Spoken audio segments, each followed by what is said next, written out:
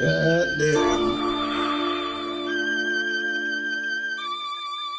Smoke some of this with this.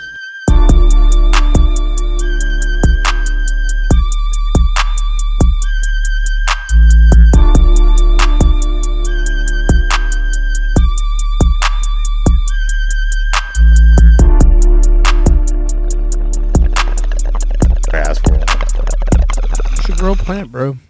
I should. I have. This year I grew tomatoes, and I actually got tomatoes out of the plant. I had 2 plants. I was like, oh shit, this was cool.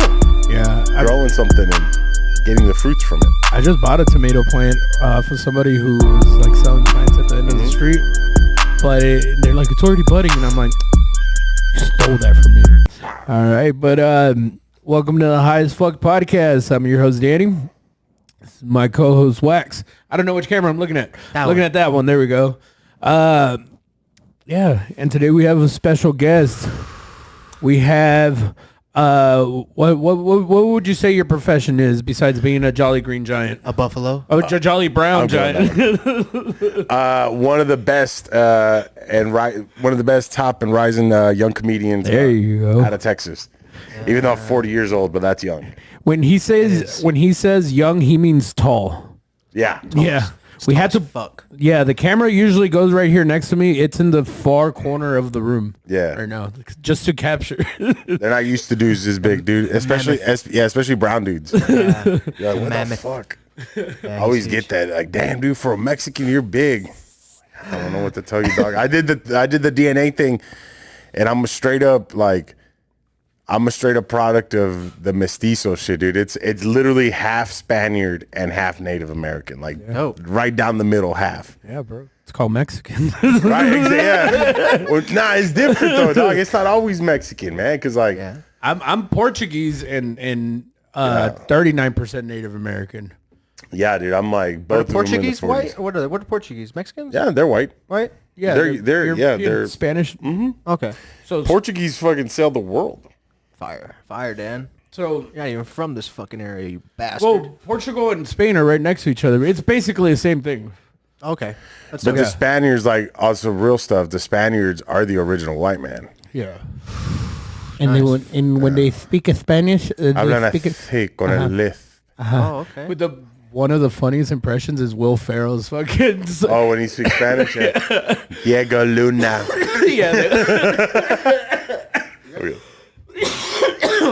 I like to smoke blunts, gentlemen. I don't know why, man. We'll smoke it with you. 2 guests in a row. You're the second guest that just blunt. I'm old school.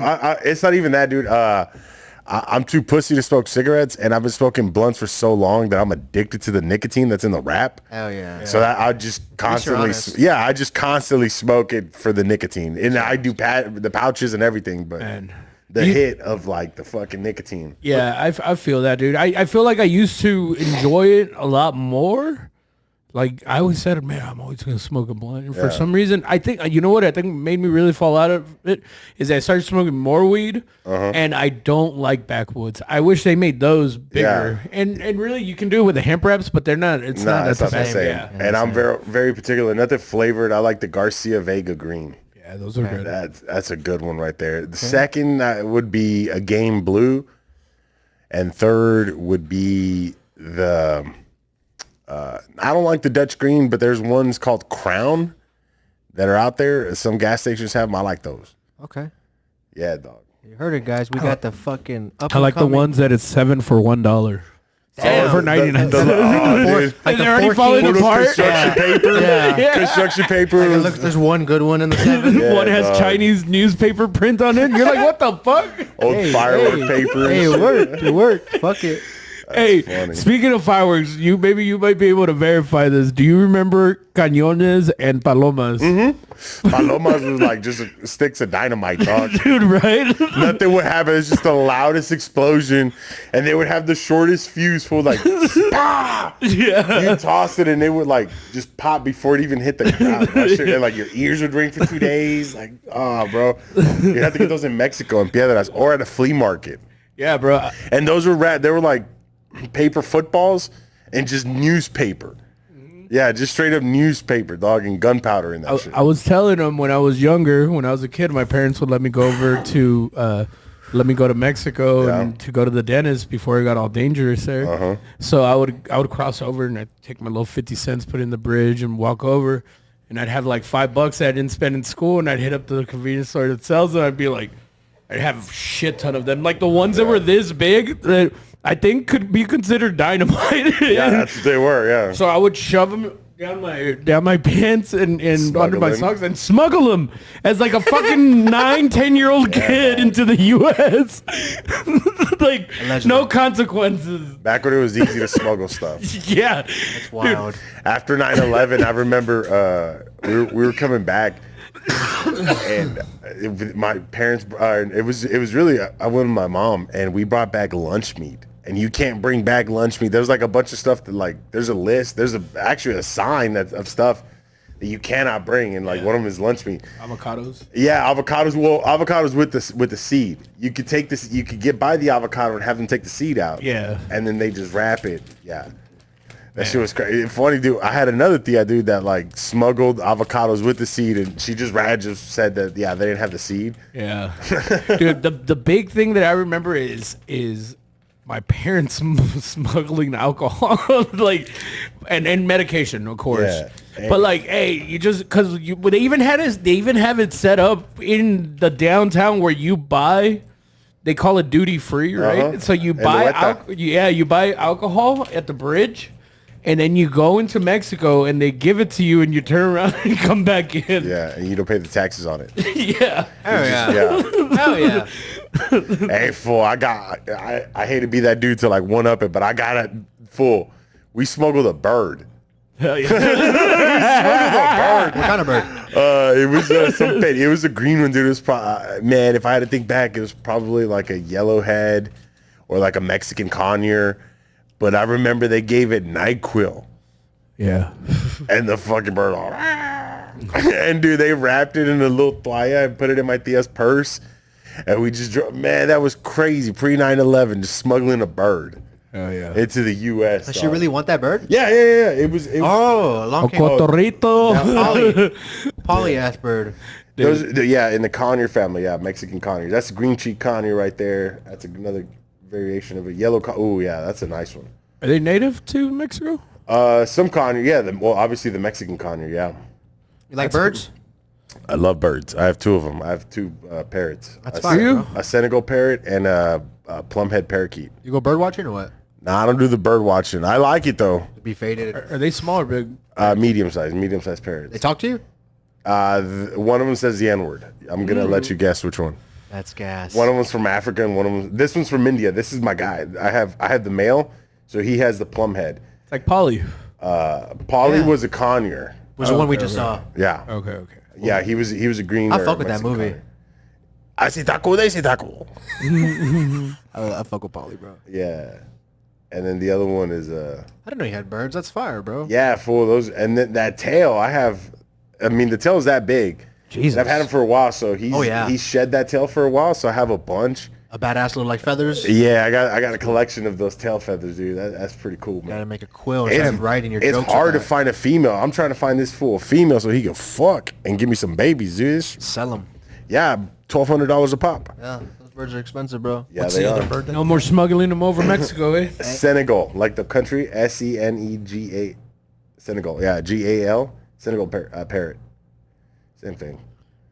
Yeah, that one right there. My Senegal is about 25, 30 years. Are they loud? Like old? Yeah. Wow, how long do they live for? Like birds Like usually? 35, 50 years. Okay. I mean, I take care of them. I give them good food. Okay. The big ones live a long fucking time, right? I mean, that one looks... That one with the black hand, the yellow, that was gas. The one with the black, this one's from Africa. He doesn't eat a lot of fruit. He likes, or actually she likes nuts. And when I give her egg and salmon, she loves salmon, dog. That's dope. Yeah, that bitch eats a pretty fine diet, dog. And then the other one likes to eat habanero peppers and strawberries. And, What the fuck? yeah, dog. That's Nothing gas. fucks with. Nah, the peppers, because they don't have the thing in the tongue like us that'll make it spicy. Yeah, It's just food. yeah, bro. You could just see it like this one right here. Oh, if you went back, I could have showed you like when you give it like this right here. You can see that like it's a lot brighter. That happens, bro. You give them like fruits and vegetables and shit like that. I'm like they their feathers get brighter. Okay. It's insane, dog. It's beautiful. It starts showing what is it called? It's kind of like when you feed a kid too many carrots and they start turning orange. Yeah. Is that true? Yeah. Really? It's carotene. It's like a Something carotene like that, yeah. poisoning. Really? I didn't know. That's why flamingos are pink. Is that why Trump looks like that? No, I think that's too much tannin. With the shrimp, eating too much shrimp, it causes them to go pink. Yeah, dog. Not it's just a shitty white bird. If anyone's watching this and they have a female plum-headed parakeet, hit me up, dude, because my bird's trying to fuck. You heard it, bro. You heard it. Hell yeah. Ain't nobody else has a podcast where a guy's trying to get his pussy for his bird. That's dope. I was like, man, I've never had it. Well, I know someone that owns a bird, but like an actual dude, that's dope, bro. Yeah, that's sick man. as fuck. Yeah, they could get loud, but When'd you get into them? Like when you were a kid? I've had birds since I was a kid. I've always had birds in the house, man. And then I had something fucked up happen to me. Like my my mom wasn't the nicest person, and one day, bro, she laid a beating on me, bro. Like a good beat. Like it was a fucking beat down, and it happened in Mexico while we were visiting family. Like my grandma, it was one of those old school things where somebody just came into town and took my grandma. It would happen in Mexico like that, dude. Yeah. Dude had money or whatever and just took the daughter and married her and knocked her up. Like, all right, whatever. Well, she's a woman now. Like, it was like that. So she hadn't seen her brother in forever. And we go back and her brother has a whole family. He's got daughters and whatever. So anyway, dog, my mom just is in one of her fucking episodes or whatever and just starts laying a beat down on me. Dude, it was bad. It's funny now, but it was fucked up. I can imagine. So I end up staying, like, they kind of in a way where like they stepped in and were like, hey, no, he's gonna come with us while you're staying down here. Like, he's gonna stay with us. And I passed out, bro, and I feel like I passed out for days. And when I woke up, they had birds, and I heard the birds chirping, and it was like the most peaceful because I wasn't around her, and it was like the first time I ever like felt peace. Like, oh man, no one's yelling. Like, I don't have to worry that someone that like she's on her thing or whatever. So yeah, and they had birds, and then I always associated it. But then my mom got a bird. Like shortly after that, she got a bird that she still has.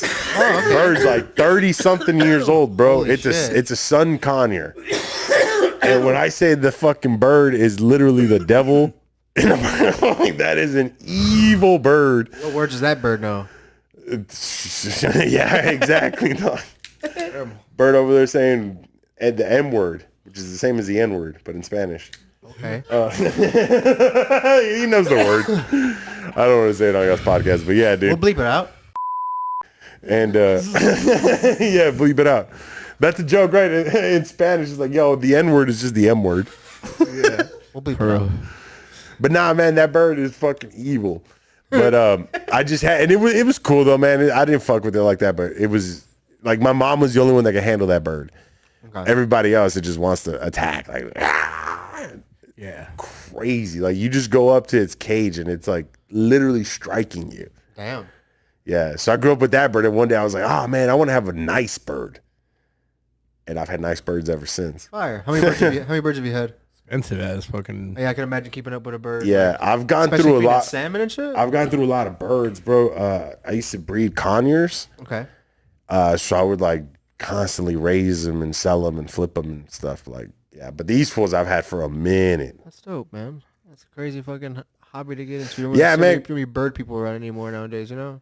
Pimp C said it best. Man, fuck a dog, bro. Motherfucker die after 8 years. You be sad as fuck. Yeah, dude, these motherfuckers, dude. I remember. Okay, so I know they lived in 35 I remember Yeah, it's the kind my mom my had. grandma's or my grandpa's wife had one that belonged to her mom, and that motherfucker Yeah. looked like the chicks at that point, but it was old. Like it was just all bald and all fucked up, and it would go, "Ay, cotorrito, cotorrito, cotorrito." It would like feel sorry for itself.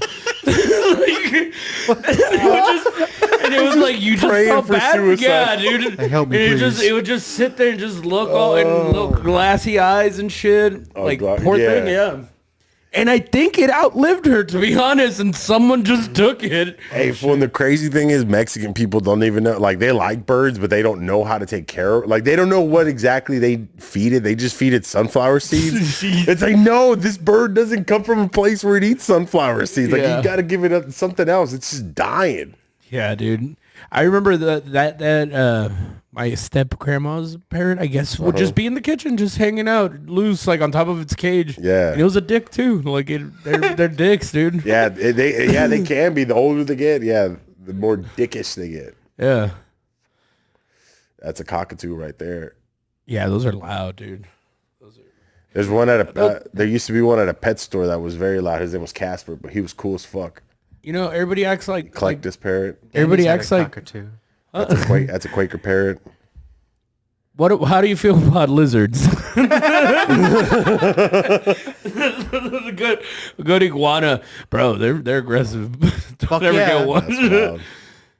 That's dope. So just feed it like it's a vegetarian. Like you're dating a vegetarian. But that's cool. Like I don't know. Like it is, dog. I didn't expect Hank to have birds. It's like, yeah, man. I love birds. I love birds, bro. I love birds. That shit is cool. That's fucking fire, bro. Hell yeah, dude. Just to be all fucking stoned with your bird, bro. Like, I mean, they're smoke sensitive, but like talking to it, just being on edibles and talking to it. Bro, and just having it crawl on you and just fucking.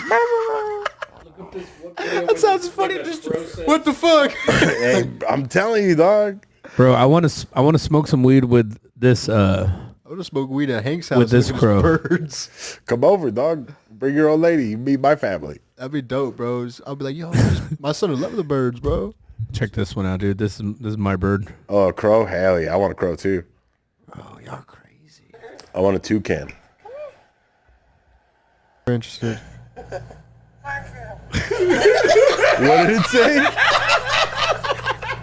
It said, fuck you. That's awesome. Go back. Try to pet him. No, that one we got the big ass big gun over Or it said, thank you. Like, say, thank you, have a nice beak. I heard Israel. I'm like, that's a fuck. I am not. He said, Mossad, get him.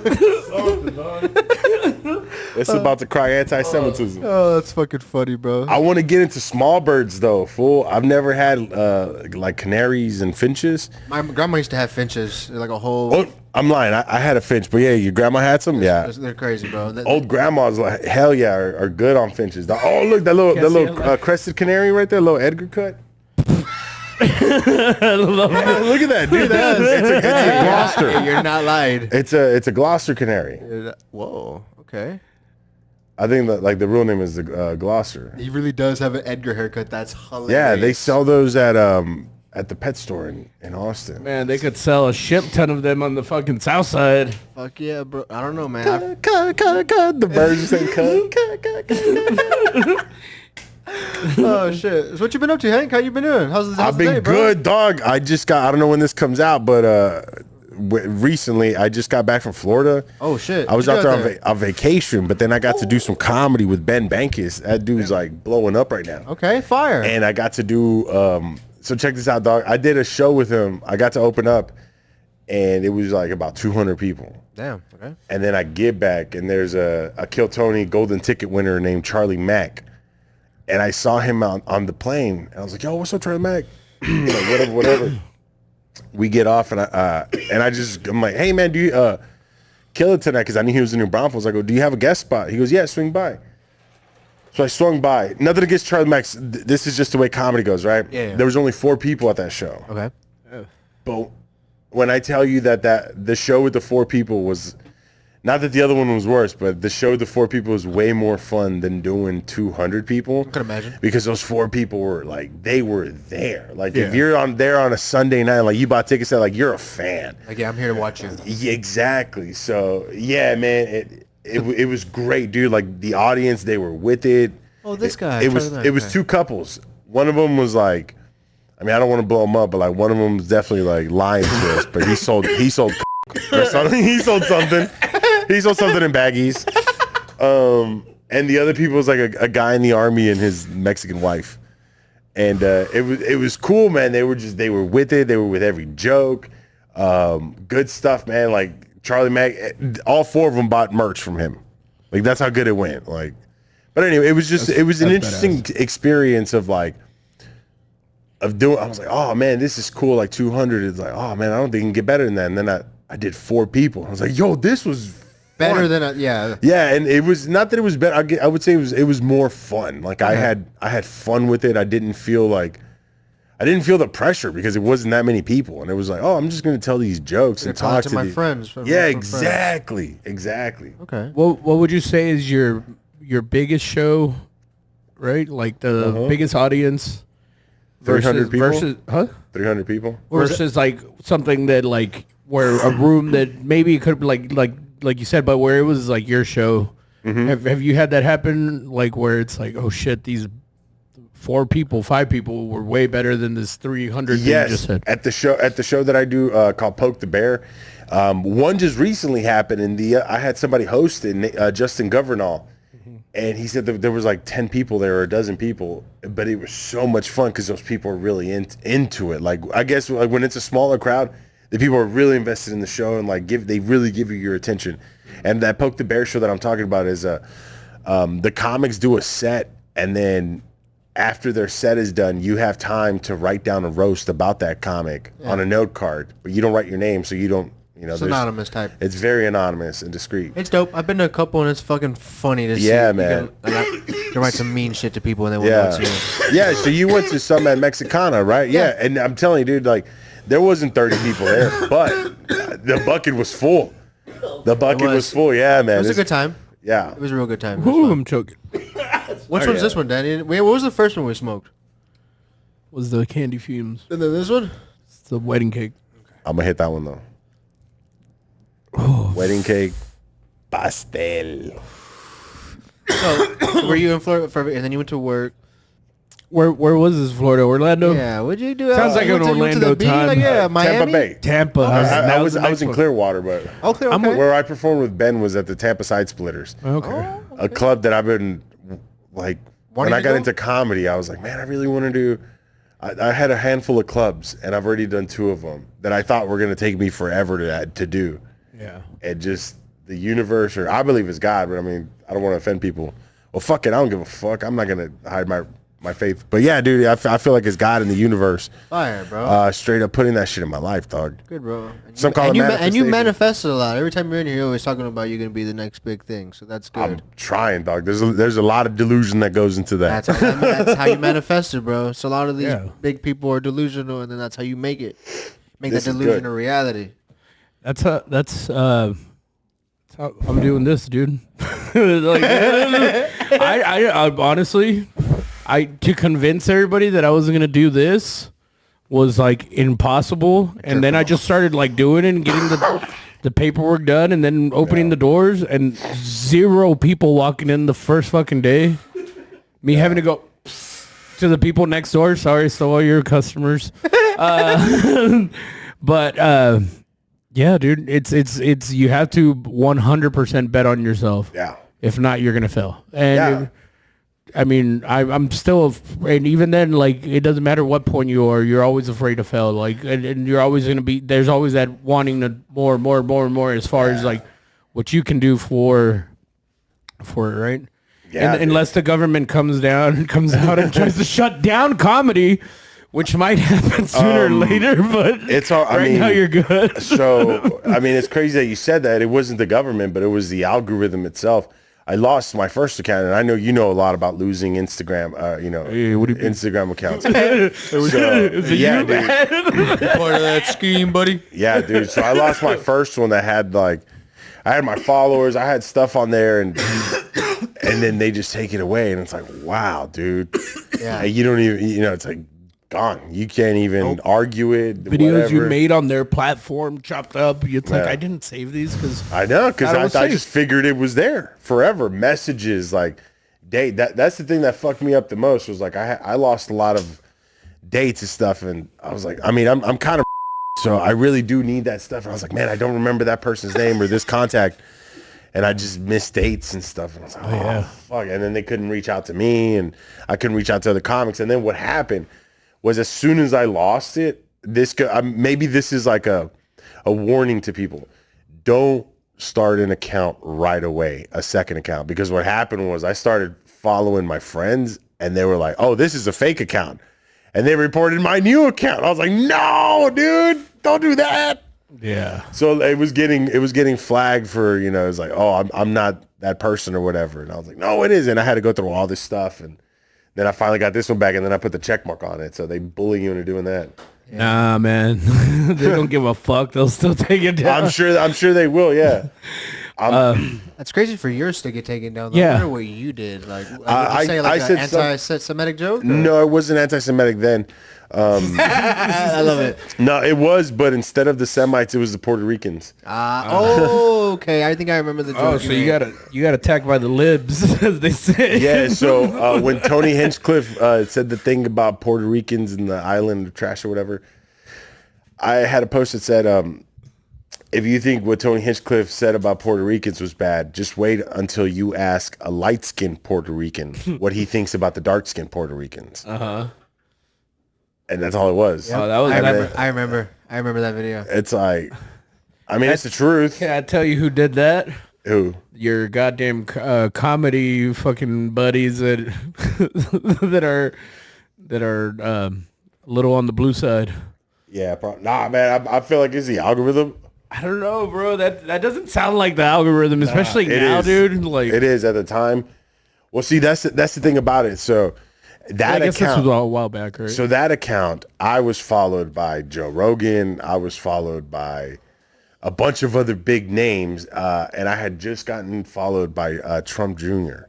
Oh shit! Yeah, like I was getting like that. I was like, oh, this is cool. I have some very cool people that follow me. Yeah. Fluffy follow Felipe Esparza, like just a bunch. It was like, oh, it was cool.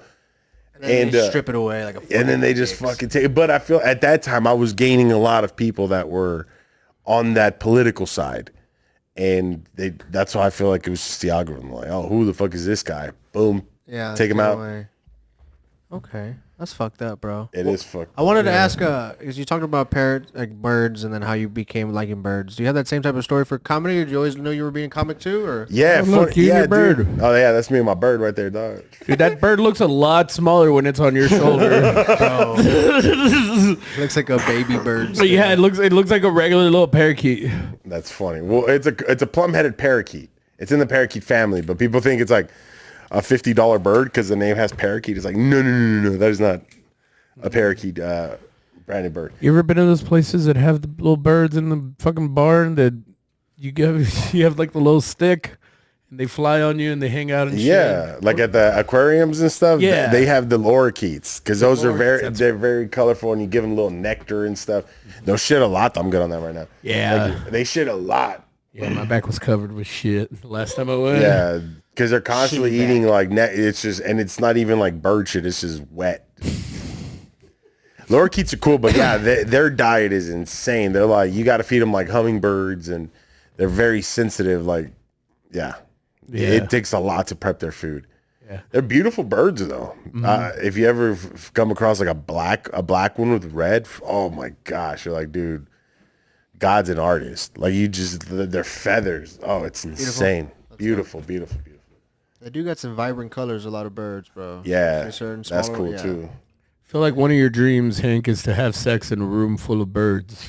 Nah, dude. That's how. They're gonna shit on you while you're having sex, bro. Never. Just the eagles and See, a female's $1,200, bro. Can you own an eagle?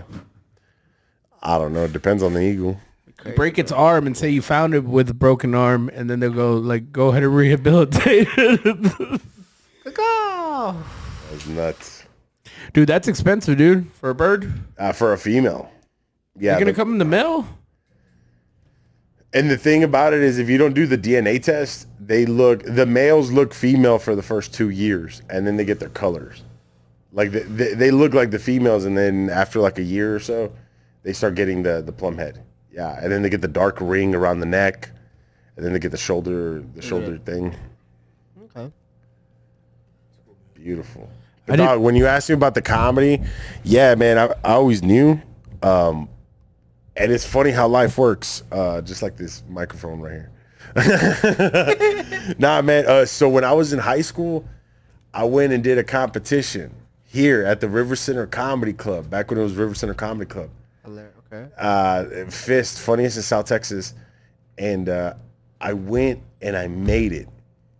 Oh. First round, but I was 17 years old. Okay.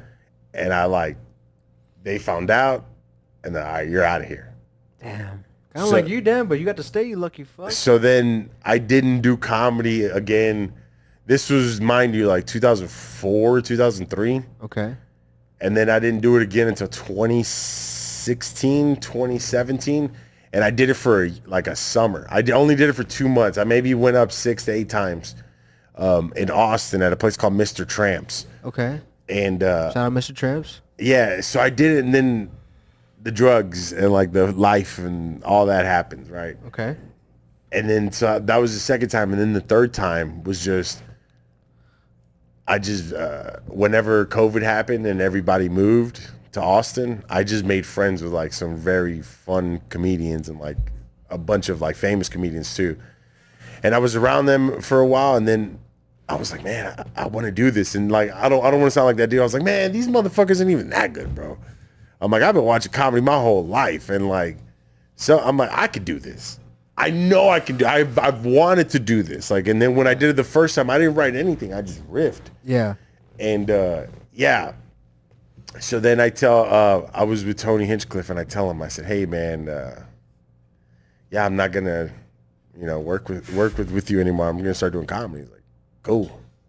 That's awesome. Like, he knew it. Like, all right, cool. So I've been doing it now for 3 years. This year is 3 years. But I'll tell you what started, dude. A guy by the name of Teddy Ray. Okay. Shout out Teddy. Teddy Ray, R.I.P. R.I.P. Teddy. He was the only one like out of like the Hollywood people that would tell me, yo, you funny. Oh, this guy. Oh, my funny. Hell You funny, yeah. dog. You need to do this, dog. Oh, I do remember this guy. Yeah, I used to like his. The last videos. time I talked to him was maybe like a few weeks before he passed away. And he was like, you haven't started yet, my name? Oh, man, you got to start. And then he passed away. And then like that next day I went and I was like, all right. I just went and got and went and did a mic and just got into it. I was like, I didn't look back ever since. That's dope. Yeah, Theodore Ray. I named my son Theodore. I didn't even like think about it, but it was like, oh man, that's crazy that I named my son Theodore. Like Teddy Ray, that's his name, and he got me into this. Like he was the one that was like, him passing was the final. Like, oh, I'm gonna do this because he told me that I was gonna do this. Yeah. Yeah, and that's what weed is what actually linked us up. Really? Yeah, he was looking for some. I was like, oh, I'll get you some. And it's funny, that guy that I got him from, he just sent me a menu right now. You want me to read it? I'm down. What's he got? Yeah. Fuck it. What's he got? I'm not gonna say his name, but yeah, Allegedly. we're gonna bleep that out. We'll bleep the pricing out, all right? Yeah. That's dope, though. And what's the top shelf? I want to know. So we can place an order. It's getting cooked. Small batch grows, so they come in half-ounce jars. Okay. Strains are brass knuckles, and that's Zolo and Garlotto. And then you can get the Zolo strain, which is Mexican Punch and GMO. You can get Cadillac Rainbows, which is Runts and Pure Michigan, whatever that means. You can get Mitsubishi, which is Mendo Breath and Oreos. Fritter Runts, apple fritters and Runts.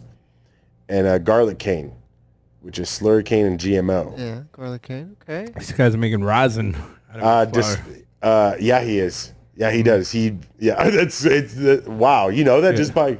Yeah, the flower. Yeah, the the strain type you of- gave. Yeah. Okay. That's Yeah, not he good for does, watching. bro. Okay, so I don't want to put too much, but this guy is like he's the one that like got me into it, and then I got away from it, and then you guys got me back into it. Like, come in here, like with Dallas Thunder. Remember when I was I all cut creeping? him up. Wait. Right? Yeah, dog. Hell yeah. I do remember meeting Hank for the first time. This motherfucker tall. We could definitely not kick his ass if he does something. Where was it that we met you? Here or at Lou's?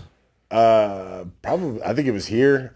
Yeah. I think he came either to a show or something. He came to something. Like he came. I remember. I can't remember. I think it might have been a show. Yeah, Yeah. but I remember. I'm like, this motherfucker tall. definitely can't take them. That's crazy that you knew that what this guy was made. That's nuts, dog. All those strains are really good to get some nice rosin. The terps would be good. It'd be terps people wanted rosin. So that's So you can look at like genetics, what someone's growing, if they're growing for hash or if they're growing for, if people are growing sativas, they're growing for pure. They like sativas because like that's the only reason they're growing sativas. Yeah. Hey, for this dude, I used to sell him 8s and quarters, bro. Okay. Back in the day, bro. We're talking like 2006, 2007. Okay. Hell yeah. And then the student became the master. Yeah. How it happens.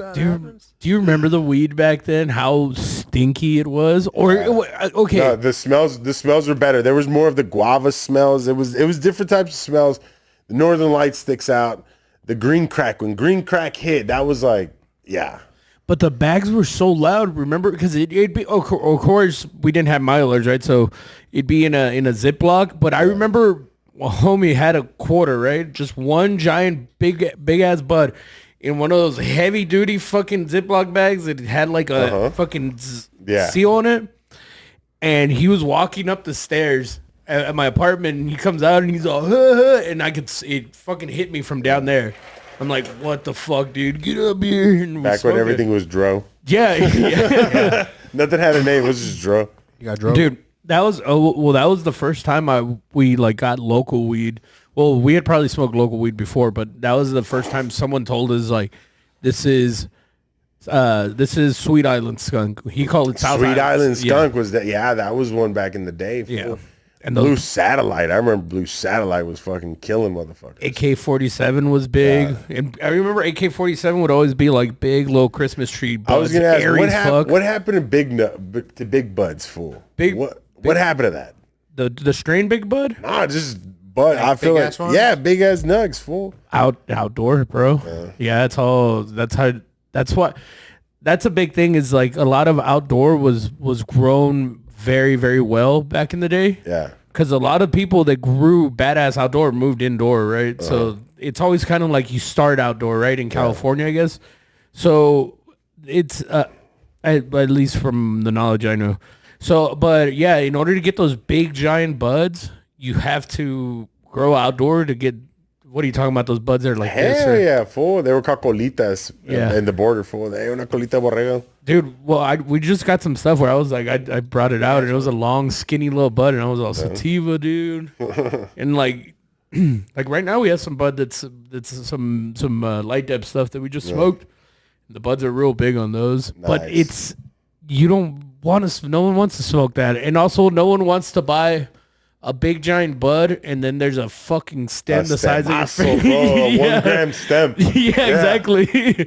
You buy a 7 gram, and it's like, oh shit, that was only 5 grams of flour. And then there was that bullshit like, hey, nah, man, we're gonna make tea out of it. Yeah.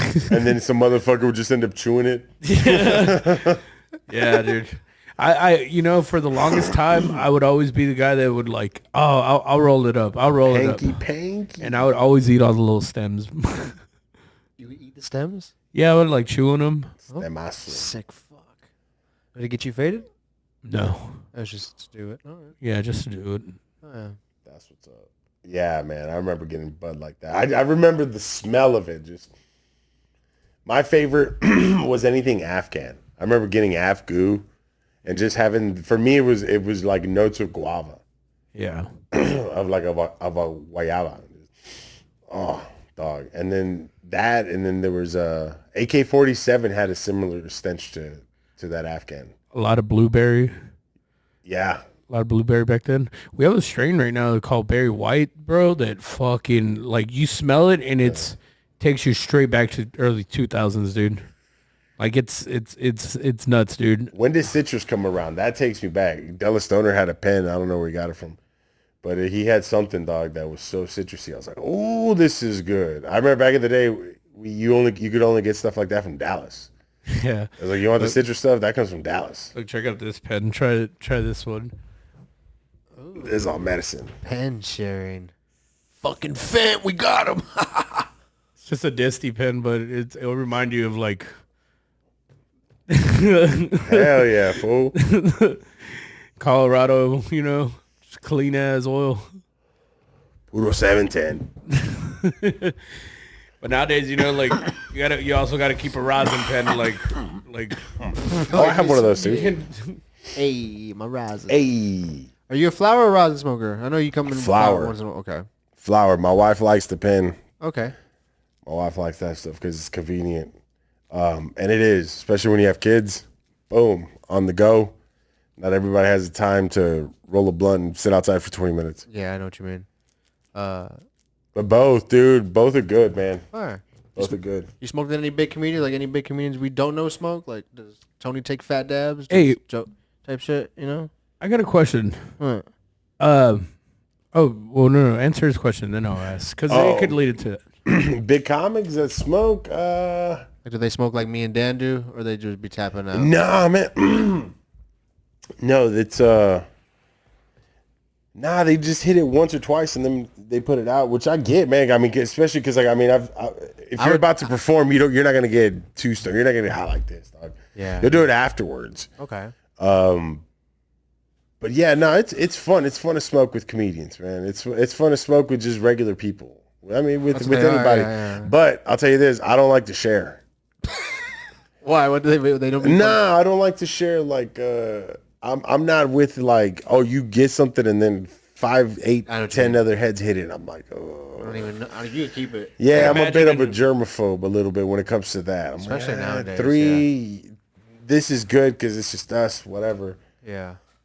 Yeah, Eight and other more people, it's randoms, like, yeah. man, we just ate. People are eating wings and shit and tacos, and I got this grease. Like, ugh. And there's no napkins. I know there's no napkins because I need a fucking napkin. You know what I'm saying? Like, dude, now you pass me a greasy lemon pepper blunt. I don't want to hit that shit. All right. So on the topic of smoking with comedians, I've seen pictures of you in the green room at the Mothership. mothership. Yeah. Is they smoke back there? Yeah, They smoke weed? You can smoke with that. Is yeah. there weed that they make it?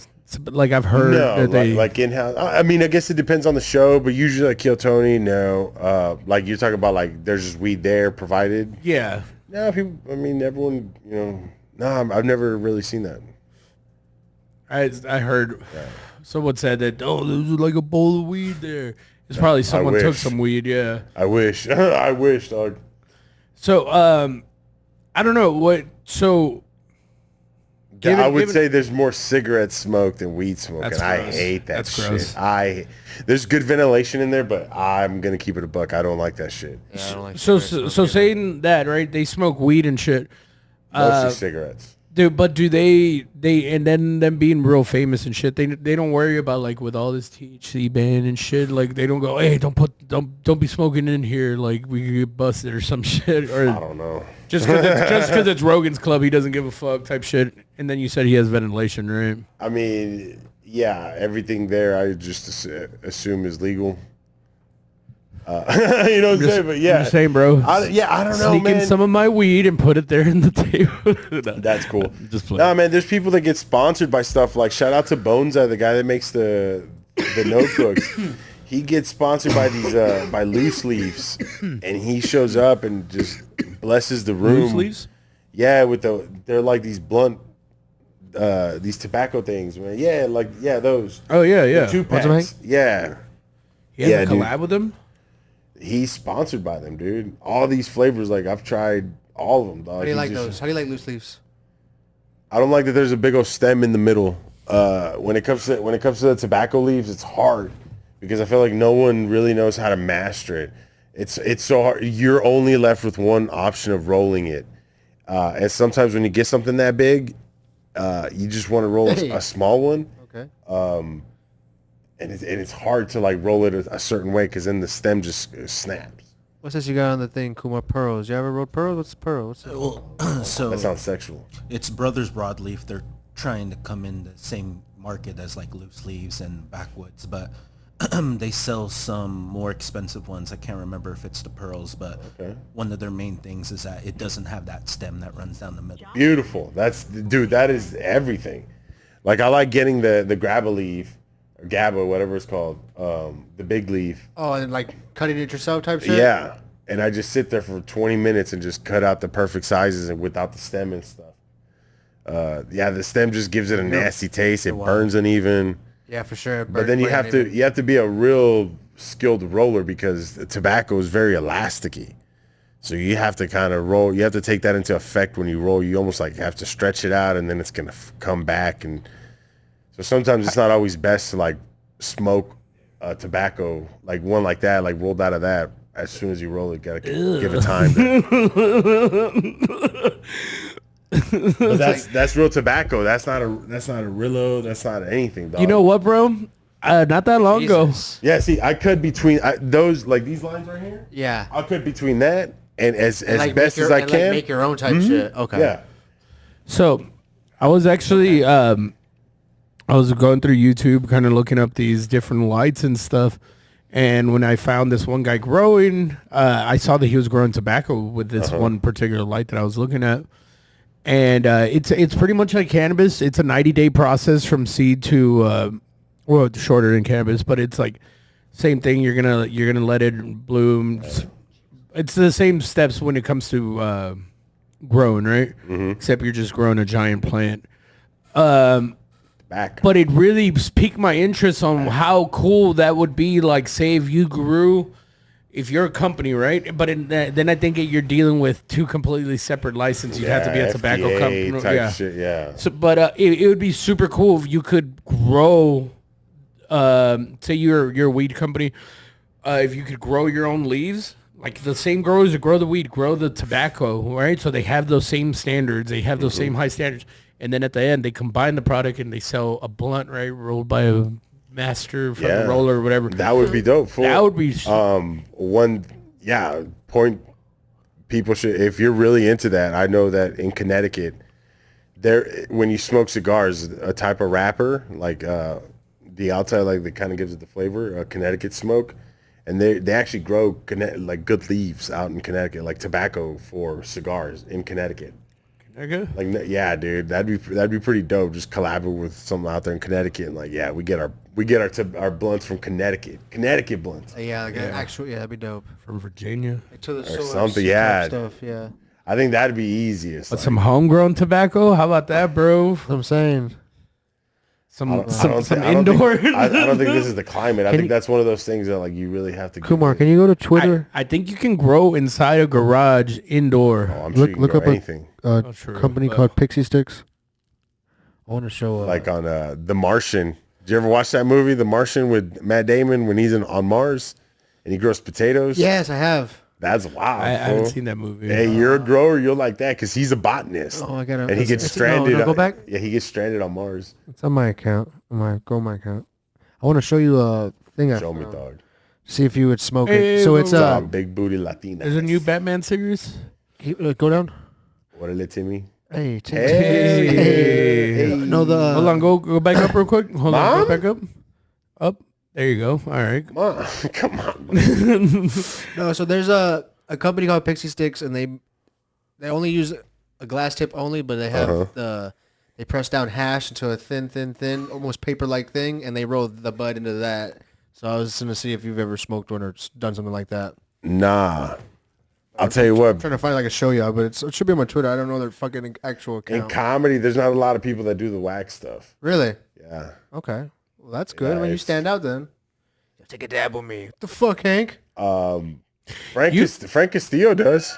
Frank Castillo's a big, You are the biggest stoner of all the comedians that I've met. seen Everyone's a fucking lightweight. Yeah, everyone's a pussy. I don't know. That's the thing, dog. Everyone's like, I'm a real stoner fool. Yeah, I don't need to be out there doing all this fucking 420. This shit's like, dude, I do this. I raise kids.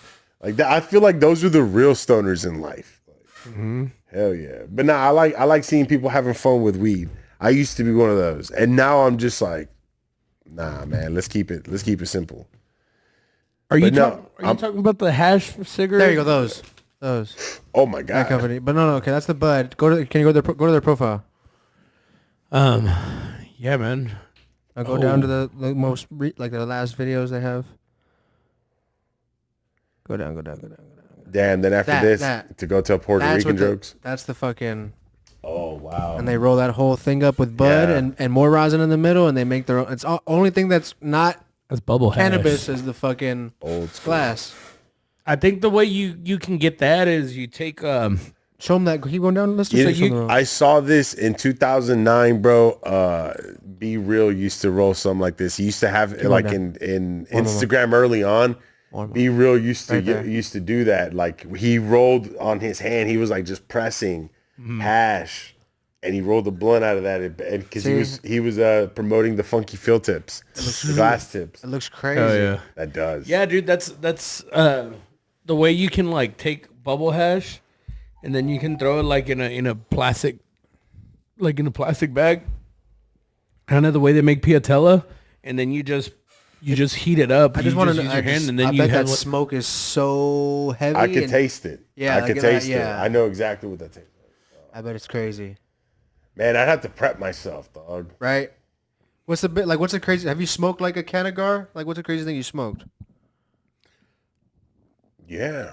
You smoked a Canagar before? Yeah. Really? But the crazy one, I mean, dude, the other night here when it was that buffet thing, I was just getting past donuts and donuts and donuts. Bro, that was insane. Yeah, dog. Ridiculous. Yeah, my lungs hurt the next day. I was high as fuck the next day. I woke up high as shit, bro. It was dope. Shout out OB. Yeah. The first time, like, oh, man. Yeah, like the first time I was coming around dabs. That was insane, dog. What was it? What was your first experience? My first experience with, I met these dudes on a hiking trail. And dog, all right. Like I'm busting out a whole ring. The time has passed. I was a different person back then, but whatever. I had like these. Anyway, I'll let the story reveal what I had. So I met this dude and like whatever, smoking, boom. Oh, you smoking a blunt? All right, I'm smoking a blunt too. We link up. Turns out he has it, and we're in his house, and he busts out a Coleman propane tank with a torch. Right? The green one with a torch on top, with the metal torch, dog. And it didn't even turn on. He had the separate fucking the welder's fucking the welder's flint. What are you talking about? Bro, it was insane. So he pulls this thing out, and it's a bong with a stainless steel nail on it. Fire. And he's pulling these dabs with a fucking galvanized paper clip. Hell yeah. Yeah. Oh, bro. And the thing's red hot, of course. Yes. And then as soon as, hey, hit it, the red's going away. Yep. I've never been that high before. And it was the blackest shit ever, dog. Poop soup. Oh, dog. And this was in like 2010, 2011. Yeah, when it first started getting around here. Yeah. Oh, yeah, that thing. Oh, yeah. With that cap, too. Dude. But the thing was, the cap was broken, so we had to use the paper clip, and he would just throw the cap on. That's hilarious. We had one of those floating around here for a minute. Well, now we do it more modern. We have it quartz nail now like that, and we did it earlier this morning. We kept doing dabs like that. True. But not that hot. No, we have a timer. We were waiting at least 45 seconds after it stopped. Like I had an outer body experience taking a hot ass dab like that. Oh dude. yeah, that you will. Yeah. Where like things were delayed, my body would walk ahead my vision was behind. Yeah. Like maybe 0.2 seconds. So when I would walk ahead, I could feel my feet hitting the ground before I was even lifting my foot, and I was like, "What the fuck? I'm like delayed. What the fuck?" I get the Wawa, so the fucking room's like, whoa. And I had to sit down, and like luckily, like my sister called, so like. That panic attack slash whatever the fuck had to kind of go away because I was like talking to her. Yeah, dude. Those early dabs were insane. I remember being outside his house and just not taking off for like 20 minutes. Like straight up just there, like you're just dead. Oh man. I didn't know what I was feeling. Like I've never like high wise. Right. It felt like some other stuff, yeah. But. And back then the dab was always like, hey, I'm gonna go pick up some weed, and your weed guy would dab you out, and then you would have to. Is that what you just said right now? Yeah, no, I don't know what I said, but dude, I just remembered right now. It was always like when you had to leave. Like, remember this? I don't know how much dab I lost it being shatter and like not having the proper equipment. You just go and fucking break a piece and it just shatters everywhere. Yeah, like fuck, dog. Well, there goes half a gram. Dude, the most I ever saw back then, I was on tour in California, and this guy's like, you guys like dabs? He's all, we're like, yeah.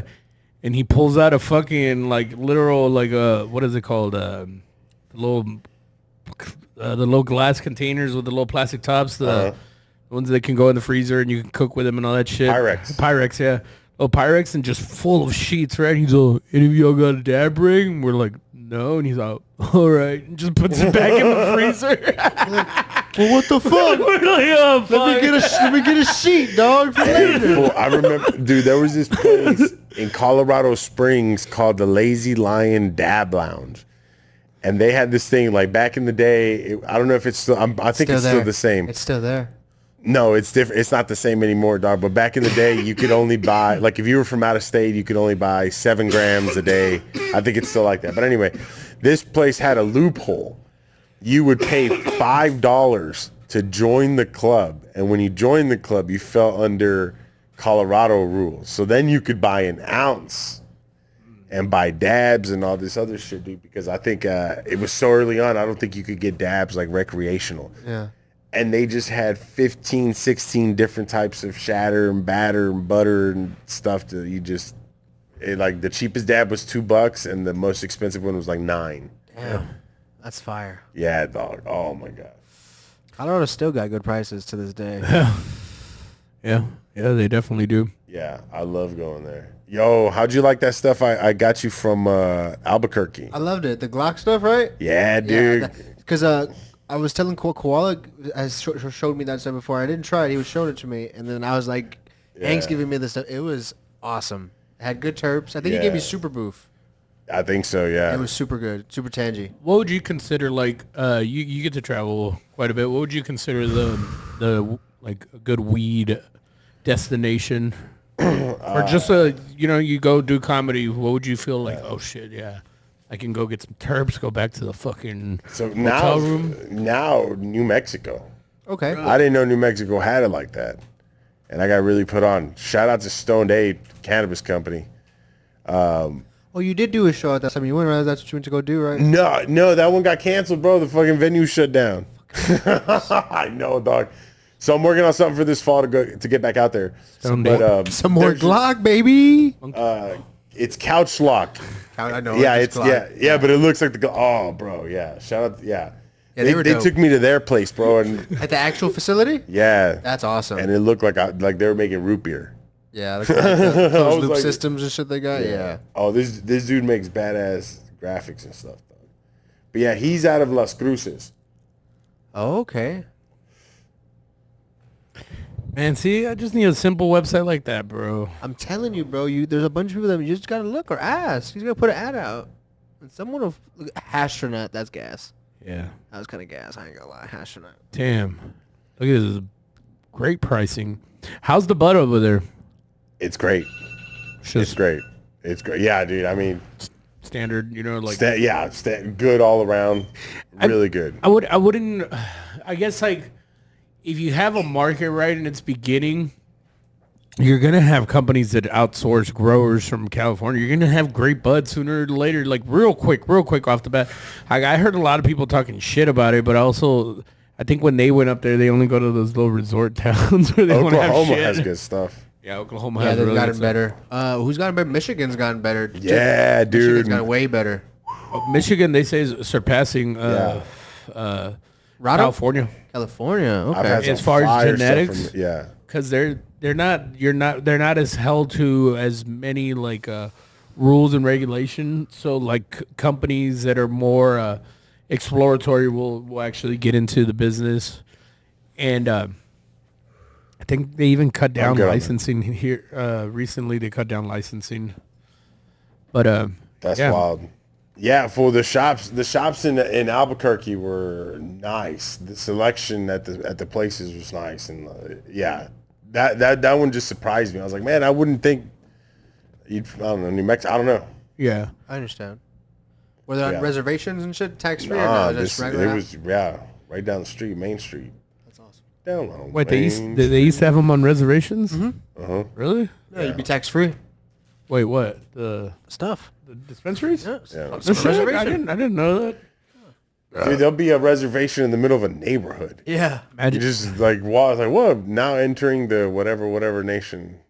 I speaking of natives, I recently heard that the Kickapoo Casino was gonna open up a hemp store, or they were gonna dispensary. Nice. Really? Yeah, Where? Like They've over come a there? long way. at the casino. That's gas. When I was young, dude, these people used to live under the bridge.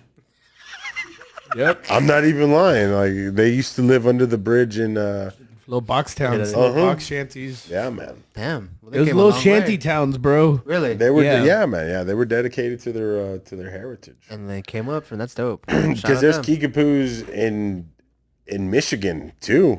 Like there's Kickapoos up north. That's where they originate from, and then they went down. And there's some in Mexico, like a little deeper into Mexico, and then there's the border ones. You know why they're in Eagle Pass? I did a little research about them a while back.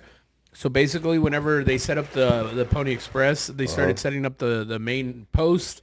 Well, Eagle Pass was the last post before Mexico, right? Of the Pony Express stop. So they had settlers and stuff there. Well, the Apaches would come over from Mexico and fuck them up and take everything. And so they're like, the U.S. government was like, well, what we can do is we can combat fire with fire. We'll get this other tribe, right? We're going to tell them, or what they promise them is, you come down, you protect that part, or you protect this, and we'll give you land. Yeah. And they go, just protect the border, and we'll give you land. So the Kickapoos went down there, and the Kickapoos were known for defense, like the best defense. That's how they held up like forever. It's like no one would ever enter that territory. Yeah. But the Kickapoos were smarter. They're like, the Apaches are over there. They're like, yeah, they're over there, and they're like, all right, go over there. So that's why they're in Mexico, because they're like, they had access to go over there, and they just took off. They weren't being held down by the U.S. government. Yeah. So they took off and took over Apache land. But the ones that stayed in the United States, the government's like, all right, guys, y'all ready for land? You know that strip right there by the river you've been protecting? There you go. Live there for the next 100 years. Yeah, dude.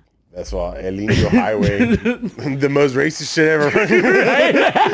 You're down El Indio Highway. The fucking Thanks. Indian Road. Indian Road, yeah. That's fucked up. It is, dog. It is. Do you remember that store in the Lindo Highway? There was that yellow little gas station back in the 90s, bro. Right next to El Zarape Grill. Yes. I was telling them By the other church. day about how my sister pushed me off the back of the pickup because I didn't want her to, I was sitting like in the corner, and she like pushed me as we were leaving that store. It was off of El Indio. And that's what people call it there, El Indio. Yeah. Yeah, just El Indio. Yeah, bro. Allá por El Indio. Yeah. Kumar's trying to look for the fucking place. What's It's it called? funny. Earlier, That's dude, what I call Listo over here, bro. we were Indio. talking about something grimy in life, and he described the place, and I was like, man, I feel like I'm there, and like I said the place, like a very specific place, and he goes, yeah, I think that's where it happened. Yeah. Well, that, Dude, right there. I'm honorary Eagle Pass. You are, dude. You definitely are. You know more about Eagle Pass than you know I Eagle lived Pass. it. You know about Eagle Pass the way a Fed would know about Eagle Pass. That knows, like, I'm like, yo, what the fuck? Yeah. And you know what? What's even funny? I used to have this friend when I was younger, right? His name was Billy, and I grew up with him, and I never saw that motherfucker ever, right? Yeah. Like Fuck you mean? How'd you grow up with a I never saw him. Like after we were like 8, he moved, Oh, he moved okay. away, I was and like, I just never saw him. But I was like, I saw him every day, right? And the other day I thought, I was like, what if that was Hank? Change his name. That's wild, dude. Are you lying to me, Hank? Witness Were you with me when that guy at the theater? We showed up late to the theater one time, and the guy at the theater's like, well, there's a Robin Williams movie playing. You can go see that one because they had already closed the doors. Yeah. It was the fucking Birdcage, bro. We were in the there you 3rd go. grade. Nah, dog. Hell no. I saw Fast and the Furious there. I saw so many movies there, fool. So many rush hours. That's awesome, bro. Yo, there's a Seventh Day Adventist church, like right down the block from that Sarape Grill. My tia, that was my tia's church. So yeah, I would definitely frequent El Sarape Grill. They didn't have big tacos. They had little tacos. De harina. Dude, my jam still to this day, bro. I never went there, but the fucking Morales tacos. Morales, yeah, Morales tacos, bro. That's the best. Now the new one, the best one, or the one that everyone goes to is across from where that's at now. Super Tacos Morales. Yeah. What's it called? Dude, that place. Can you click on their it's menu, really please? The best one though, dog. Because y'all been making me hungry. On the other side of the river, you go to Tacos Quique. Fuck yeah. And then Tacos Quique had 2 locations. One was open during the day and the other one was open at night. So depending on what time we went there, bro, nothing beats like crossing the border and going out to eat for dinner. The sunsets, the sun's coming down and there's poor people all around you. There's stray dogs. It smells fucking weird. Yeah. And then you go somewhere and you have like the best food ever. And then you just go back to your first world. You go from the third to the first world. Hey, do you remember Charcoal Grill? Hell yeah, I do at the mall. Did you know they're in Mexico? They're right across the border? Yeah. I did not know that. I have a friend that lives so in Austin, I had this really good friend that he actually was one of the groomsmen in my wedding. And now he's a firefighter in Eagle Pass. And man, it's crazy because now I'm like, oh man, that is so cool. Like now you're experiencing all the shit that I did back then. Because like Eagle Pass is still Eagle Pass. That's what I love about it. It's like it almost like stayed the same. Like I don't know, it's frozen in time. I feel like a lot of the stuff it just evolves, but it's still there. They got a Chili's and they thought they were fancy. There was man. But the charcoal grill at the mall before you hit a movie, that's when you were living full. Or the pizza buffet. Ooh, or the sirloin stockade down the street from there. Fuck yeah, dude. Bro, Eagle Pass is tiny, bro. Or the old Peter Piper when it was in front of the HEB and now it's over here by the this is the main area of town now, so it looks normal, right? Like it looks nothing like how I remember it now. Yeah. Like that that's cool. Can you look up Eagle Pass 1995 Pictures. Just Eagle Pass was the 1995 pics. 1919. Oh, there was a flood in 95, bro? Oh no. No, but there was a 98. Like top. You know, you probably won't find anything because no one puts any fucking pictures. Eagle Pass taught me like, okay, just get an aerial photo of Eagle Pass. Eagle Pass taught me how to cruise. Yeah. At that lake, I don't know how many miles I put on my parents' vehicles just driving that lake, circling that motherfucker. Ah, man. Hey, bro. Hundreds of times. Hey, you know, I grew up saying that. You know, in Eagle Pass, I hear people say cruise and shit like that. Hey, let's go cruise, bro. You know, if you say that here in the city, it means you're fucking gay, bro. Oh, man. Really? These younger kids, like, I didn't know that. You Look say at that for dick? Oh, no. Yeah, that's what you were, bro. That lake right there for you. Yeah, that's right there, dude. People are sucking dick behind those reeds. How did you come into contact with that information, then? No, it's just a funny thing, bro. Yeah. Oh. Hey, for this lake, I don't know, bro. I'm high.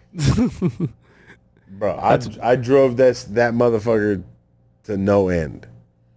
Yeah, I would just drive around it? Just drive around it and then go downtown. And it beat being at my grandma's house. True. And my grandma's house was just right down the road from there. So it wasn't bad. And like it was like, you can't get into trouble. It's like, just don't speed. Look, go to the back. Go to the back of that area. I used to practice t-ball there, or not t-ball, not softball. Goddamn little league. Yeah. Fastball. If you go to the back, there's like You got fast there's balls. airplanes. well, whatever. There used to be like a helicopters. duel there, and this like homeless black man used to live in there. Oh, I don't remember that. And he used to walk around the town, dude. Y'all would remember the same homeless black man? I would have laughed. We had one. There was only one homeless person in town, and it was in, him. in Oh, really? Floresville, we had one. His name was Jet Malloy, and he would they made like a whole article about him, dog. But he was just a skinny black dude that would just walk town. Jet Malloy, dog. That dude was cool as fuck, but I think he was homeless. Shout out to below, baby. Floresville. There we go. Here's a story about a man named Jed. Oh, hell yeah, dog. Okay. Oh fuck yeah, that's a badass website. They got a fucking goddamn What's the county name? That's Jet Malloy. That's Jet Malloy right there, dog. Oh, now he's got a cane. Let me see this, Bro, man. he used to walk around with a duster. Like, I don't know if You know don't what look homeless. what a duster. Nah, maybe that was a bit far. He didn't smell like he was in a house. Yo, fool, this dude rolled into a birthday party once that we were at the American Legion Hall, and he just started fucking pop blocking. Dope. But Jet Malloy was the man, dog. Hell yeah. So a duster is like this cowboy thing that is pretty much like a trench coat. Yeah. And like a cowboy trench coat. And he used to walk around town wearing a duster, no matter the weather. 110 degrees, motherfuckers in a duster. Just Motherfucker cowboy. walking, bro. Walking. Yep. That's a duster right there. That's insane, him walking around in that town. That's And awesome. then you remember when the dudes in high school used to wear those? No. And then Columbine? Yeah, you Trench coat? Yeah, and then that shit happened. Or I guess it was the opposite, right? It happened, and then people started wearing those, like the creepy kids. Yeah. Mm-hmm. Turned out those used to be the anime kids. You know, that was the reason. So there was a video of this kid that pulled out like a shotgun and an AK out of his pants, and that was the reason why my school implemented this thing where you had to have your shirt tucked in. Yeah, So that you couldn't smuggle in a gun. that's dumb as fuck, right there. There, I remember there being That's crazy. in Eagle Pass. I remember they put a dress code, and you had to wear uniforms, and they said it was to avoid gangs and all I this remember shit. when that happened. But really, what they meant is there was a lot of imbalance in the people, and everyone has to go to school together. So you had kids that had money, and then you had kids that had no money. So there was like to make that even, like people that Everyone had no wears the money same would get thing. made fun of and blah blah blah. So to make it even, it's like fuck you, y'all have to wear the same shit. Bro, the poverty in Eagle Pass, when you see some, it's like, whoa, are we in America? Oh, dude, yeah. I remember those. We'd go over to this lady's house that was like the gray cinder block. Yeah. And her front door, right, was a fucking like literal like sarape type fucking blanket, right? And then you'd walk in, and then she had like a small room that was all hot as fuck, and then you'd walk into another cinder block room that had an AC but the restroom was outside, right? They had an outhouse. But yeah, bro, they just had like one room that was cold that they had built, like I don't know, Well, I remember there was this house that was like tin roof. Yeah. it had the shit pipe exposed after like a flood. And you could just see every time they would flush the toilet, the fucking turd would just come out. And then they had banana trees there. Oh man, I should laugh at poor people, but damn, bro, that shit was wild. And then next to that would be like somebody that's just like trying to live good, and they bought that plot of land for almost next to nothing. Yeah. And there's actually a decent house there. Yeah. It's like a two-story with a satellite dish, and next door these people don't have a roof, bro. Yeah. That was some real shit, bro. People did not have a roof. Goddamn border towns fucking suck. And then all that. Hey, dog, it's insane the poverty you see in border towns. I haven't been there in a long time, and I don't remember the last time I was living down there. I don't remember that kind of poverty because I remember the tornado had just came and wiped it the fuck out. Oh shit! What the out of here, Dude, dog. in like 2006, fucking the it was so impoverished out there by the casino that Mother Nature just came and wiped out everybody. Like a F4, dude. The biggest tornado you can think of just hit trailers and fucking houses. It was fucked up, dude. But yeah, after that, bro, like Rosita Valley, that's out there. Yeah, it changed out there. Yeah, por Rosita. Damn, that's right, dude. That doesn't Yeah, por las crazy. minas. Can I tell you something? Tell me, dog. Don't. Huh? No, I'm just kidding. Tell me. No, this is the kind of town that Eagle Pass is. I had just moved down there to Eagle Pass, and this girl, like I was single, right? And I'd moved back down 2006, 7.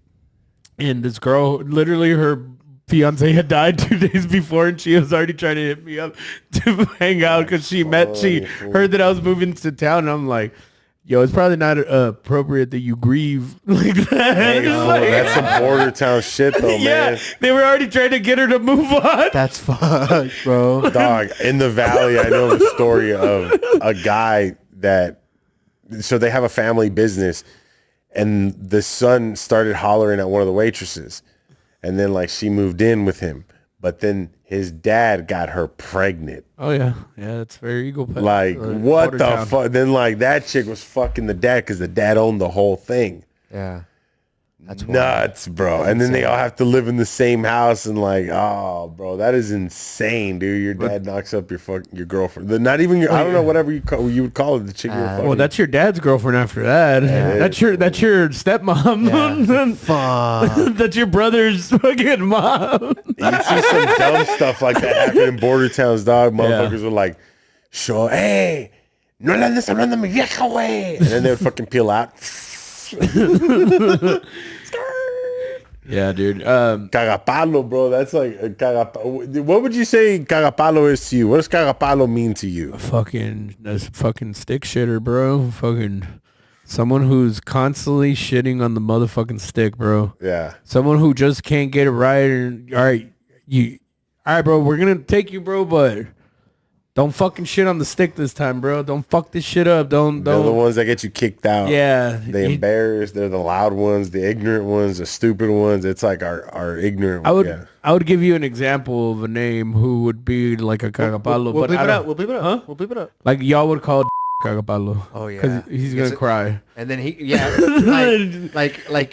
come here before all kind of messed up, and I've gotten angry at him, and he's cried, and then like when he gets drunk, he gets like that, where he's all loud, and, pay attention to me, and then you tell him, Dean, chill out. Why is everybody hating But me in a whole room full, nah. That's dog. But over there, it's like it's people in pickup trucks that just peel out everywhere. Oh, you're talking about like a real cagapalo. A real cagapalo. Yeah. Okay. What is the difference? What the fuck? There's levels to it. It's the same thing. There's just levels to it. Okay. Yeah. Some people are like, cagapalo. Yeah, it's weird. Yeah, someone who like the guy that fucking peels out in your mom's fucking yard while like he drops you off and then he peels off on your yard. You're like, what the fuck, bro? It's like 2 a.m. He just leaves. Oh, okay, one of those. That homie. He'll show up blasting porn in his truck, like drops you off. And that's probably me. I've never done that stuff. I probably feel like a dick. That's probably me. There was literally one guy in my town, right? That I wasn't like homies with him, but that's who he was. Yeah. His nickname was Palos. like that's a cagando los palos. Bro. Yeah. That's funny, bro. All the homes look, even before the tornado, they look like that. Bro, there were some poverty homes out there. No, I remember we saw this trailer that like fell off the blocks on one side.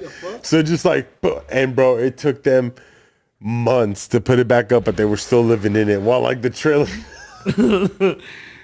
like bro, your trailer's just slanted, cooking on an incline. What the fuck, bro? I remember everyone always drove fucking junk ass cars over there, right?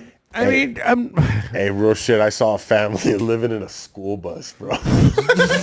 Yeah. Does it look dope though? Yeah, I know. No, not at all. No, not at all. I don't think it had AC. It was just a school bus, and like there was fucking colchas on the wall and stuff, and like there was oh man. Yeah, there was real poverty, bro. And then like we said, people lived under the bridge, bro. Like in box towns, like no joke. I saw a fool jump the bridge. You know he didn't make it, bro. But I saw a guy just desperate jump off the bridge. That's maybe like 40 feet, bro. Yeah. To avoid, bro. People were desperate. Yeah, my uncle got crashed off of the bridge and died. A lot of The new bridge or the old the bridge? old bridge in the like 70s. Before the rail. Yeah, he was young. Or he was young. He was like a had the teenager fence. and shit. Looking at I like how you laughed immediately. I never met him. That's awesome. That's funny, fool. It was like the guy that died years before. Hey, there was always rumors that there was crocodiles or gators in that river. And now it's funny that like there's the Trump Alcatraz, the island for the immigrants. I'm like, Eagle Pass had that. That was the original one. Do you remember why they used to say why is because the veterinarian, right? Uh-huh. So back in the 80s, he had a zoo in Quemado, right? Uh-huh. So whenever it burned down, and he freaked out and he just let all the animals go, boom, boom, boom, boom. And for the most part, they were able to kill most of them, right? Except the alligators, they got out because he let them out into the water. But he let out like a bear and a bunch of other shit that he had. That's So wild. they wouldn't burn, right? I don't know if it's true, but that's what they say. Fool, everybody, that was the rumor, dog. Hey, there's gators in there, fool. Yeah. It's Yeah. wild, fool. I wonder if that's true. know But what's I just wild? remember that story. People go swimming in drainage ditches out there. In ditches, bro. Just straight up ditches. You don't know where the water's coming from. I had a relative die that way, dog. He drowned in one of those. I'm like, how do you drown? So there's this part. What the fuck? So if Rest you this soul. so if you go down into if you go I don't know. Okay. You went out the other way. You know where radar school is? Uh-huh. So if you Radar keep, station? No, not the radar base, but the radar school. It's like over there by kind of going to Alindo, but you make a right, and you can go down like this where Pilos fireworks used to be. Okay, so you keep going that way, and you hit basically these like old rundown like part of town that's like buildings that are just like torn down. Housing that was, it's just like bricks, right, that are standing, but like people would graffiti it out there, and then there was also a little church out there that we used to go to. I just know that I used to call it Chepes, right? That was the name of the church. But down there, like they used to take us out there, right? Like the little youth pastures, which is just some teenagers, and they had some like waterway that went down a hill. And they fucking they would be flooding, like water would be coming through, and they would get on it and ride it down, and us kids weren't really allowed to, but once we got a little bit bigger, they would let us go down. Right. And bro, that shit would fuck up your ass real bad, dude, because it's just fucking concrete. It's not a slide, but we're going down it full blast, and if you catch some of the edging, bro, you're like scratching and fucking yourself up. Damn. Yeah, that's dude. just wild. People don't give a fuck or didn't give a fuck back then, bro. Bet you that's still around. Yeah. Eagle Pass, bro. Some of the best catfish back in the day came from that truck stop as soon as you came in. I forget what it was. But as soon as you came in to the right there, that truck stop, when it opened up, I remember that. And they would fry catfish there. Which, are you talking about Border Cafe? Nah, not Border Cafe. Border Cafe was on the other side. If you look up the map, I'll tell you. Like, just look up Eagle Pass map. And when you're coming in off 57. Yeah, just Google Map, yeah. El Aguilón. Man, I think we've been talking too much about Eagle Pass. Y'all are bonding. This is fucking dope. It's like over here somewhere. Nah, the complete opposite of where you're going, but nah, it's cool. Because I just realized he can't see it. I just realized he can't see me on the other side. No, you come in 57 right there. Okay. Where the Hampton Inn, go close To to left. You're talking about, that one store on the right that has all the fried shit. Yeah, I don't know what that one's called, but that one right there. Oh, right next to your job? Yeah. We got him. Yeah, no. That way further down. That truck stop on the end right there where it intersects with the highway. That one right there. Back in the day, used to have some fire catfish. Oh, it's a pilot now. Back then, it wasn't a pilot. The Exxon, whatever it is now. But I guess it's a part pilot now. That makes sense. And it was good. These catfish? things rebrand. Yeah, bro. Big old fucking fillets, and it was just perfect. And they had these brand new fryers, bro, that looked like washing machines, dog. They had the round top, and it was like a pressure fryer. What Dog, go Eagle Pass. Eagle Pass taught me about eating fried food because the best burritos.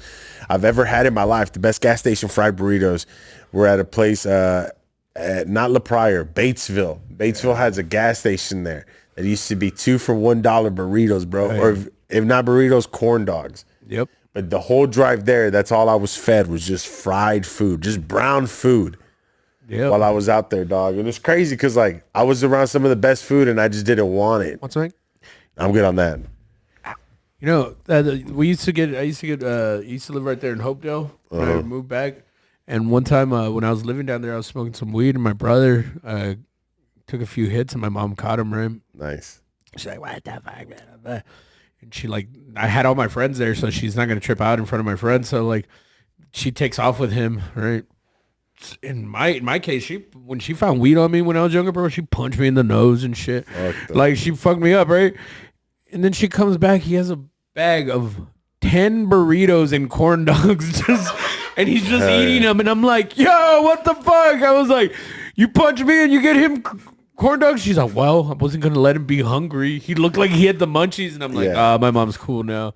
Well, at least with him, That's funny. Like me, she had like I was an adult, but. Yeah, I remember the gas station across from that was real rundown, dog. And then what was the skillet? What was the breakfast place? Skillet. Yeah. Used to be. What was it before? The kettle something. Yeah, the kettle. Kettle. Yeah. Dog, I'm Eagle. Yeah, bro. You're Eagle Pass, bro. Honorary. Dan Gear. Honorary full. Veterans over there. Skillets. Yo, boss. Oh, bro. Hey, yo, isn't it crazy that they call raspas over there Yukis? Yeah. Some places. Like, man, that's cool. Yeah. What does that mean? Yuki? Yuki, yeah. Yuki is the word for it. sounds That's what they call gas. it. And over there, like It does, right? Like, I'd man. rather call it a Yuki. A Yuki. Fool. Yeah, and over there, everything's Rasa. fucking Give me sour as fuck. Like, Yeah. Most of the shit is gonna be sour, and then if you don't fuck with it, like Shit, I you could stayed get at that tiger's hotel. blood or something like cherry. Yeah. Cherry without the chamoy. Yeah. Everything has a side of chamoy, dog. Oh, that sounds delicious. Oh, dude, my dad. Okay, so go. What is this right here? That's the Skillets. Click on that real quick. Oh, it's it's still a skillet? Okay, across the street. Go up. That bank right there. Okay, turn around. There's some fire taco sudados that are sold right there. Go up past that hotel right there. Uh-huh. One more. When my parents got divorced, my dad lived in this apartment. Hell yeah, That's what's up. One time my dad was hanging out with some bitches at the pool, and my mom showed up and fucking got in a fight with them. That's awesome. Like he had multiple women? Nah, him and homie were hanging out. Okay. They weren't even doing anything. They were just drinking and hanging out. Hell yeah. We just wanted to fucking Bro, shit up. look up Tita Street. Tita Street. Tita Street. I'll show you my Eagle Pass. No H, just Tita Street. There we go. Let's go to that. Right in the middle. That's where you grew up? Where's that? That's where my grandparents lived. I bet that place is a run down. I'd be surprised if the house is still standing. It'd be on the other side, like right. I don't know, maybe in front of that. Okay, it's right next to that house. So move just a little bit down, back. Other way. Yeah. That house is Your that family's house. last name Aguilar, bro? No. Is there? That house right there, bro. That I spent I don't even know if it's the same house. But that place there, bro, I spent so much time there as a kid. Those cars are probably there from when I was a kid. One's definitely been there from the 80s. Yeah, dog. Yeah. That's where Shout out Hank, That's the Eagle Pass vibe. You and Hank. That's the Eagle Pass vibe, bro. My cousin bro. Cowboy. That's how I was always over there. That's how it was. when my grandpa was there was a horse in the front yard, dog. Yeah. In the little small lot, there was a horse there, bro. What have you and And Hank used to roosters go to and hang out chickens together, everywhere, bro? fool. Check it. Well, we grew up in a lot of places, but like most of my life growing up there, we grew up on. Can you look up? Like This was half, and then the other half was over there off of Bibb Street. So I stepped in both worlds of like, oh, I'm over here in the fucking rancho colonias, Yeah. and then I'm over there with civilized people running water. fuck no. Oh, damn. Fuck no, that's not our house. That was the Villalpando's house, bro. Fuck them. He was also my principal. Yeah, there you go. Panda. Hey, I remember Barry. Dude, okay. No. Hold on. Go back one. That's not it. Go back one. How far were you from the cemetery from here? Pretty far, bro. We're like over there by Memorial High School. Okay. Go, wait. No, okay. Go up one? Okay. No, my bad. That's the corner, right? Right here? No, okay. Dad doesn't even remember. Turn around? No, because you're not even from there, dog. You're not even from there. No, because this house wasn't there. There used to be an empty lot right there. So that's my house, 1118. Well, not my house, but I think you're posing for. Go up. No, that was an empty lot, and we used to call it El Monte, dude. El Monte. Hey, bro. Neta. So that's my house growing up. Right, one time. Nice. If you look straight, right, there's like a little recess right there. And my sister, we thought she ran away, and she climbed up the fucking roof, and I look up, and I'm like, she's up there. That's funny. It wasn't that nice when we were growing up there. The people fixed it up. But my parents did make the garage into my room once I got too big. Nice. Hey, at my tia's house in the valley, in the town of Peñitas, there was a lot next to her house full, and I kid you not. I mean, that's just what we called them back then. Just like camp out there, and then would get picked up at night. So like, dudes, people would cross the river because like the river was like not even half a mile away, and they would just hide there at night, and then a van would just show up and honk, and fucking 12 dudes would just come out. Yeah, dude. Fucked up, bro. I like how y'all are very similar in the way y'all grew up at Eagle Pass. It's dope. Yeah, cool. bro. There's only one way, bro. It's called Eagle Pass. Yeah. It doesn't matter. Yeah. Small. Okay. It's small. It's small, and it's way the fuck out there, and it's so like, I mean, the whole history of it. I mean, just imagine the type of people you have to be from or like related to just stay out there. There's nothing out there. Yeah.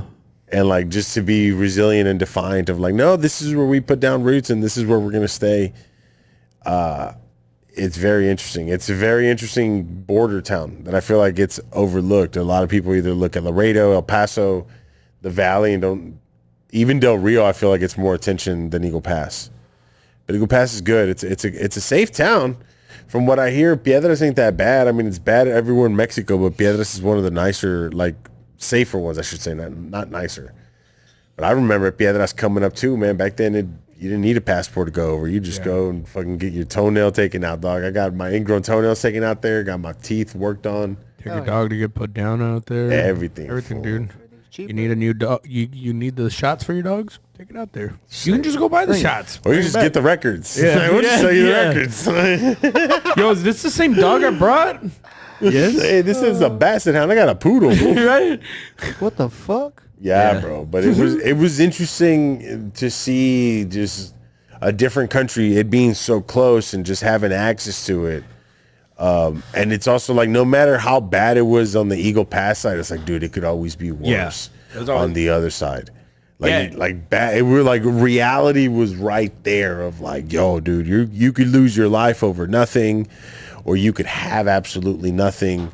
You can see people begging on the street, just the people begging on the street is just the saddest thing, dog. And they all look a certain way. It's like, why do they all have to look indigenous? Yeah, and they are, dog. It's just it's sad, but man, it's fucked up. And your parents would be like, look, you're gonna be like that kid. Yeah, like little kid selling gum. What the bro? On the bridge. Like, just straight up saying it in front of them, bro. Like that was the conditioning of it. Yeah. Go out there and sell them with them. That's what you're gonna do if you keep misbehaving and you're like, man, teaches you to be a piece of shit. Like, man, I don't want to be like these poor people, like that kind of mentality, which is fucked up because these are our people. Yeah, we're all the same. It just happened that this river was we were just born on this side. Yeah, they were born on that side. But then there's people that are living worse on this side. Like if you really look at it, like we talked about it, there was people living like that on the Eagle Pass side. Yeah. The government didn't give a shit about them either. True. And they look just the same as the broke people on the other side, bro. It was nuts. I hated the name of that fucking street forever. Which one? Yo Blonda. Yo Blonda. That sounds crazy. Yo Blonda. That sounds like when the black people are gonna remake Selena, and it's like Yo Blonde Saldivar. What the fuck? Yeah. So I guess that's what they call that area, the Carthage area. Okay. There was this one neighborhood there, right? Mm-hmm. There where Kiriaka. That's where the Chronics, the gang, they wore green bandanas. That's where they lived. I remember people wearing hairnets. Yeah. Hairnets was a thing in Eagle Pass, bro. At the mall, like the cholos. That's where like Texas had real cholos there in Eagle Pass. Like I didn't really see too much of them in San Antonio. In Eagle Pass, they were wearing the whole cholo thing, dude. The Cortezes, the Dickies, or the Ben Davis. We had a lot of people from California that would come in that lived there. We had a lot of people that were migrants too. They would come in from like out of state and shit, and they would bring different culture down Eagle Pass. Because they would go up north and where shit. Where would they work at? Over there, like La Pryor and all the fucking repollo and stuff on the way into Eagle Pass? No. Like the people... For real, dude. No, but like I remember like in school at the very beginning, or not the very beginning, when we would come back from school, from the Christmas break, some new kids would always join us, and they'd always be migrants that came down from like Michigan or fucking... Yeah. And these motherfuckers, Michigan. They were always behind on everything. Barely spoke English. They stuck them there. They were like depending on the kids to like they had show. Style. Yeah, and they were sometimes like once they got a little bit older, you start seeing kids like this, like, and then they were bad, bro. Like, I remember I had some kids, and I thought they were cool as fuck. They were from San Jose, bro. Turns out these guys like turned into like cartel members and shit. Like they're terrible people. But from my memories, they were my neighbors. They were fucking cool. I thought they were like we were gonna be in a gang, bro. Like yo, forever. They're just fucking turned into demons. That's funny, fool. Oh man. And they got you guys are a trip. Hey dog, it's nuts. Where are you from? Where did you grow up? You're from here? Yeah. West Side, grew up on the West Side. Nice. What school did you go to? That's the San Antonio thing. That is such a San Antonio thing. It's to ask where people went to school at. I want to say it's right by Ogden, as we used to live by, and my dad did not want me to go to that school, so he lied and used his work address by North Star, and I went to Ridgeview Elementary, like a more I'm wider in than high Mexican. school. I don't know about High elementary. school? Went all the way back. Went to Marshall. I went to. Oh, that's cool, John Marshall. Yeah, piece of shit. Man, I want my kid to be like, I went to the Academy of. Yeah, right. I went to Saint something. Yeah. I want to go with the Anne Frank Academy, bro. It'd be Oh, fun. hell no. Be funny, bro. Why? Why? Don't take your shit down, bro. Don't get me started, bro. I've been listening to a lot of She Nick didn't even Fuentes, write bro. her whole diary, bro. Shit, lie, fool, bro. talking about masturbation and that shit, bro. Get out of here, dog. Bro, it's written in ballpoint pen. Ballpoint pen So- wasn't even invented. So all in all, I've thought this. I would like to get a small home in Eagle Pass. My wife hates Eagle Pass with a passion. Why? I don't know. What do You have to visit it once and you'd understand. Yeah, it sucks. Like, but I would like to have a home there, right, where I could go. But then, of course, it's getting away. It's weird. So Eagle Pass I for would me just, was freedom. Yeah, maybe some land one day down there. Maybe that's what I'll do. Hey, fool, have you ever noticed that there's a ranch called La Mota Ranch on the drive-in? Yeah. That is so fun. Yeah, I dude, love that. Yeah. That's dope. I mean, there's Maverick County. There's another one. It's like not Cool Ranch. Cool Arrow. Huh? Cool Arrow Ranch. Like Culero. Is that on the way down there? There's so. a few cool ranch names on the way down there. I remember coming up, there was always this pecan field or like pecan orchard. I know exactly where by the bridge where the other intersection is. Yeah. That's I was always like, yo, that's where they filmed Mortal Kombat. Yeah. Yes, dude. Yes, dude. Mortal Kombat and Eagle Pass? I'm gonna take a piss real quick. You okay, take it today? Take a pause. Yeah, we're gonna do some little quick announcements real quick. Yeah, where you're gone. Hey guys, thank you for listening. We have Adam and Eve sponsoring. We're about to Wax is demonstrate about to how demonstrate the big double-sided make it for dildo. No, but yeah, we want to thank Hank for coming. But Dan has a couple of announcements. We got some things upcoming that are in the near future. Dan, go. Take it. Tell the people what they want to hear. When does this come out? Next week. Oh, okay. So August 28th or 29th? What was 29th? We got a movie night here. We're gonna do Dazed and Confused. Exciting. And we're calling it Hazed and Infused because we're gonna do some. We're gonna have some smoke inspired by that, and then we're Allegedly. also gonna have some eddies. So look, I wanted to Allegedly. It doesn't say too detailed. Is it ticket based, or do you have to like DM us to get a reserved spot? How's it, or you just show up? How's it working? show up, yeah. Okay, I just want to limit. I mean, people know. Just because like how many edibles or food to have, like I it'd guess- be better to get a better ratio count of who's gonna show than not. I guess we should do that, right? Well, I don't know. So I was just I'm asking because I don't know. You know what? I guess we should take account. Well, just so we can make sure we have enough food. Or like I think we did popcorn last time. Shoot us a Shoot us a DM if you DM. want to go. How many people you want to come? Yeah, and it's gonna be 30 seats. we'll make it happen, bro. It's gonna be me and Dan getting stoned, along with some other employees that want to stay. I think everyone else besides Lou hasn't seen the movie, which is just Gabe and YK. Yeah, good movie. It's a good. I like it. Yeah. It's Matthew McConaughey's first movie. Shout out Matt. Hopefully we get him on the pod. What else? What else is coming? The Revolution will be passed. Yeah, the Revolution's done. I got Gatorade. You want a Gatorade? Fuck yeah. Oh, I'm gonna go see Louis C.K. next month. So Oh, for real? yeah, Nice. yeah. Hey, dog, I remember, dude, man, so many movies I watched at that movie theater. It is insane. Dog, Eagle Pass was just freedom for me. Like, my mom would... It's hot, I'm sorry. My mom was from there, and she would just take me there and just, like, dump me off. Like, for my grandma had Alzheimer's. And, like, she would just drop me off at her place. And, bro, I would find my way from, like, Las Quintas, from that Tita Street address, to just stay in, like... It was wild, bro. Like, and my grandpa would just leave and go to Piedras, and then when he passed away, turns out he had another family. He had another family living in Piedras, bro. So when he died, they showed up, bro. That's how it was back then. That's when he found out. Yeah. But my grandma was older than him too, which is nuts. That's insane. Dude, it's like Eagle Pass was notorious, and they still are, bro. The men down there selling fucking wheelos, dude, and they're fat. Explain what a wheelo is. Huh? Explain what a wheelo is. A man slut. A wheelo's like a kite, like or wheela. Yeah. It's like but like it's like crazy. Tell them the actual term. Yeah. Is it fucked up? So down there, bro, it's very customary for like a dude to have like 4 baby mamas down there In the same town. in the same town, and he's fat On as fuck, on and the they're all same block. and they're all somewhat fine. Like Full. He worked back in the oil fields in like 2012 and then got laid off and never made it back. But that's like his whole glory in life. He still has the chain that he bought himself when he was working in Las Norias. That's where like, dude, oil field, that's like, that's you making it to some of them. yeah. It ain't bad, dude. It's a good living. Did you know that? Cheers, Hank. Cheers. There you go. Salud. Did you know that Eagle Pass, like the women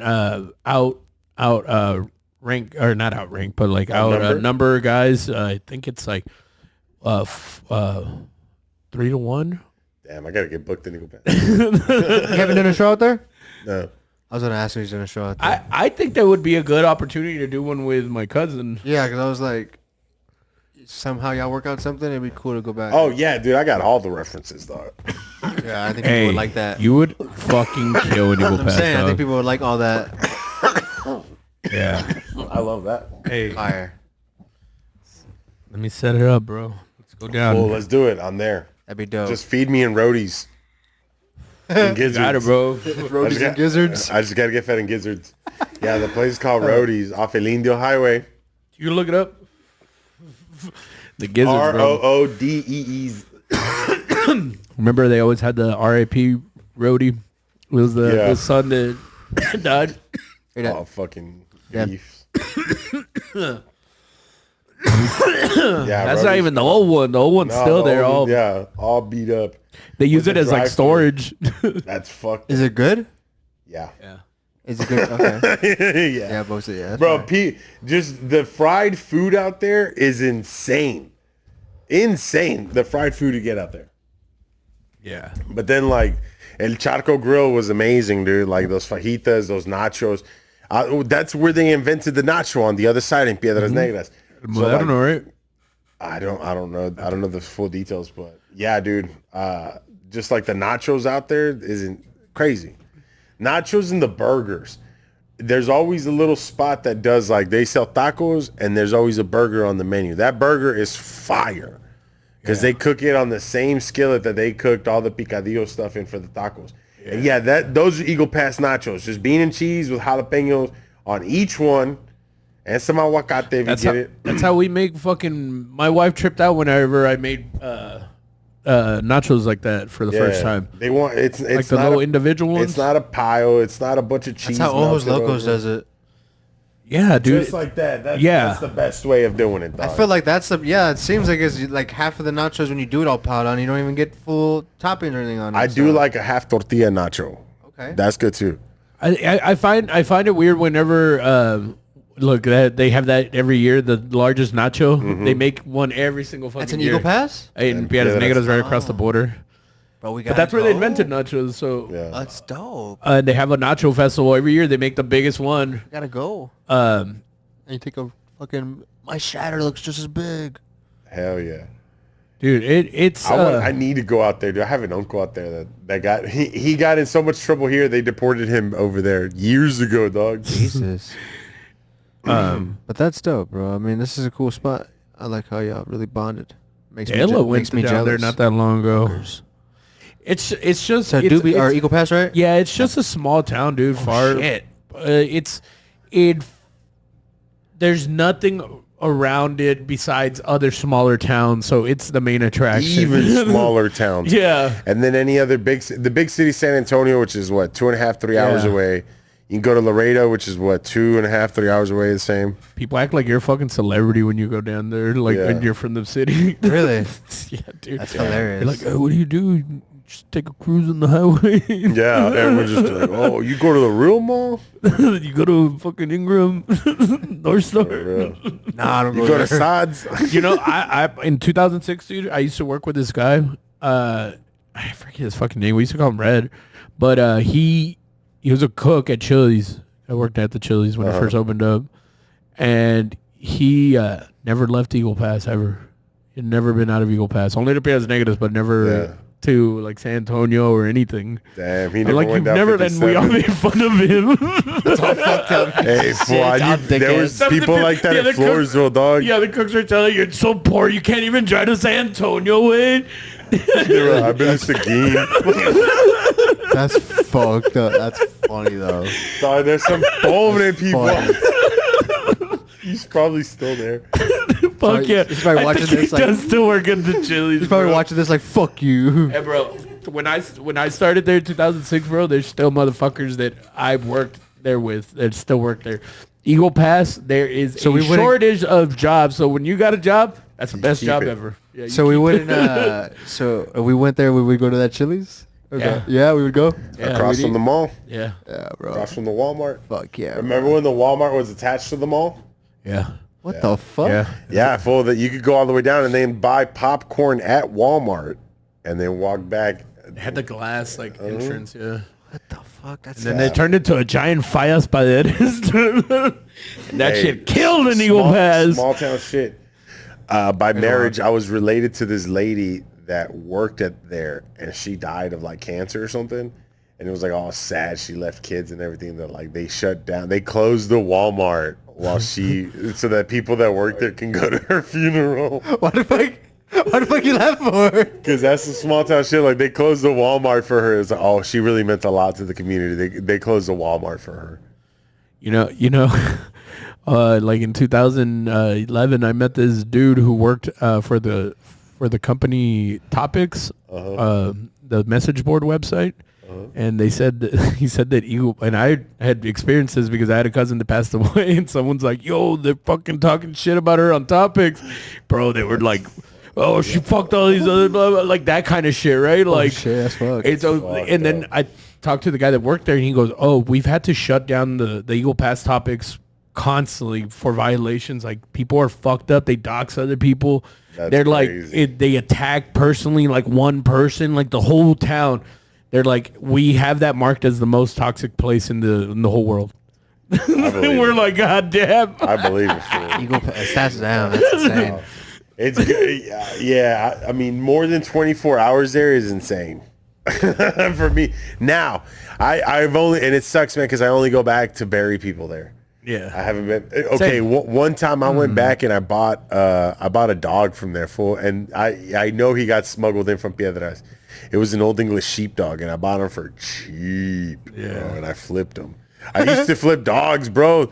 Like neta, bro. I would go to border towns and buy dogs on the fucking cheap, and then just put them on Craigslist, dog. And I mean, it's not like I'd be I'd always take them to the vet and like get them like all lined up. And it's like, all right, man. Then I could ask a premium for them, dog. Yeah, because you have all the stuff. Yeah, Paperwork, whatever.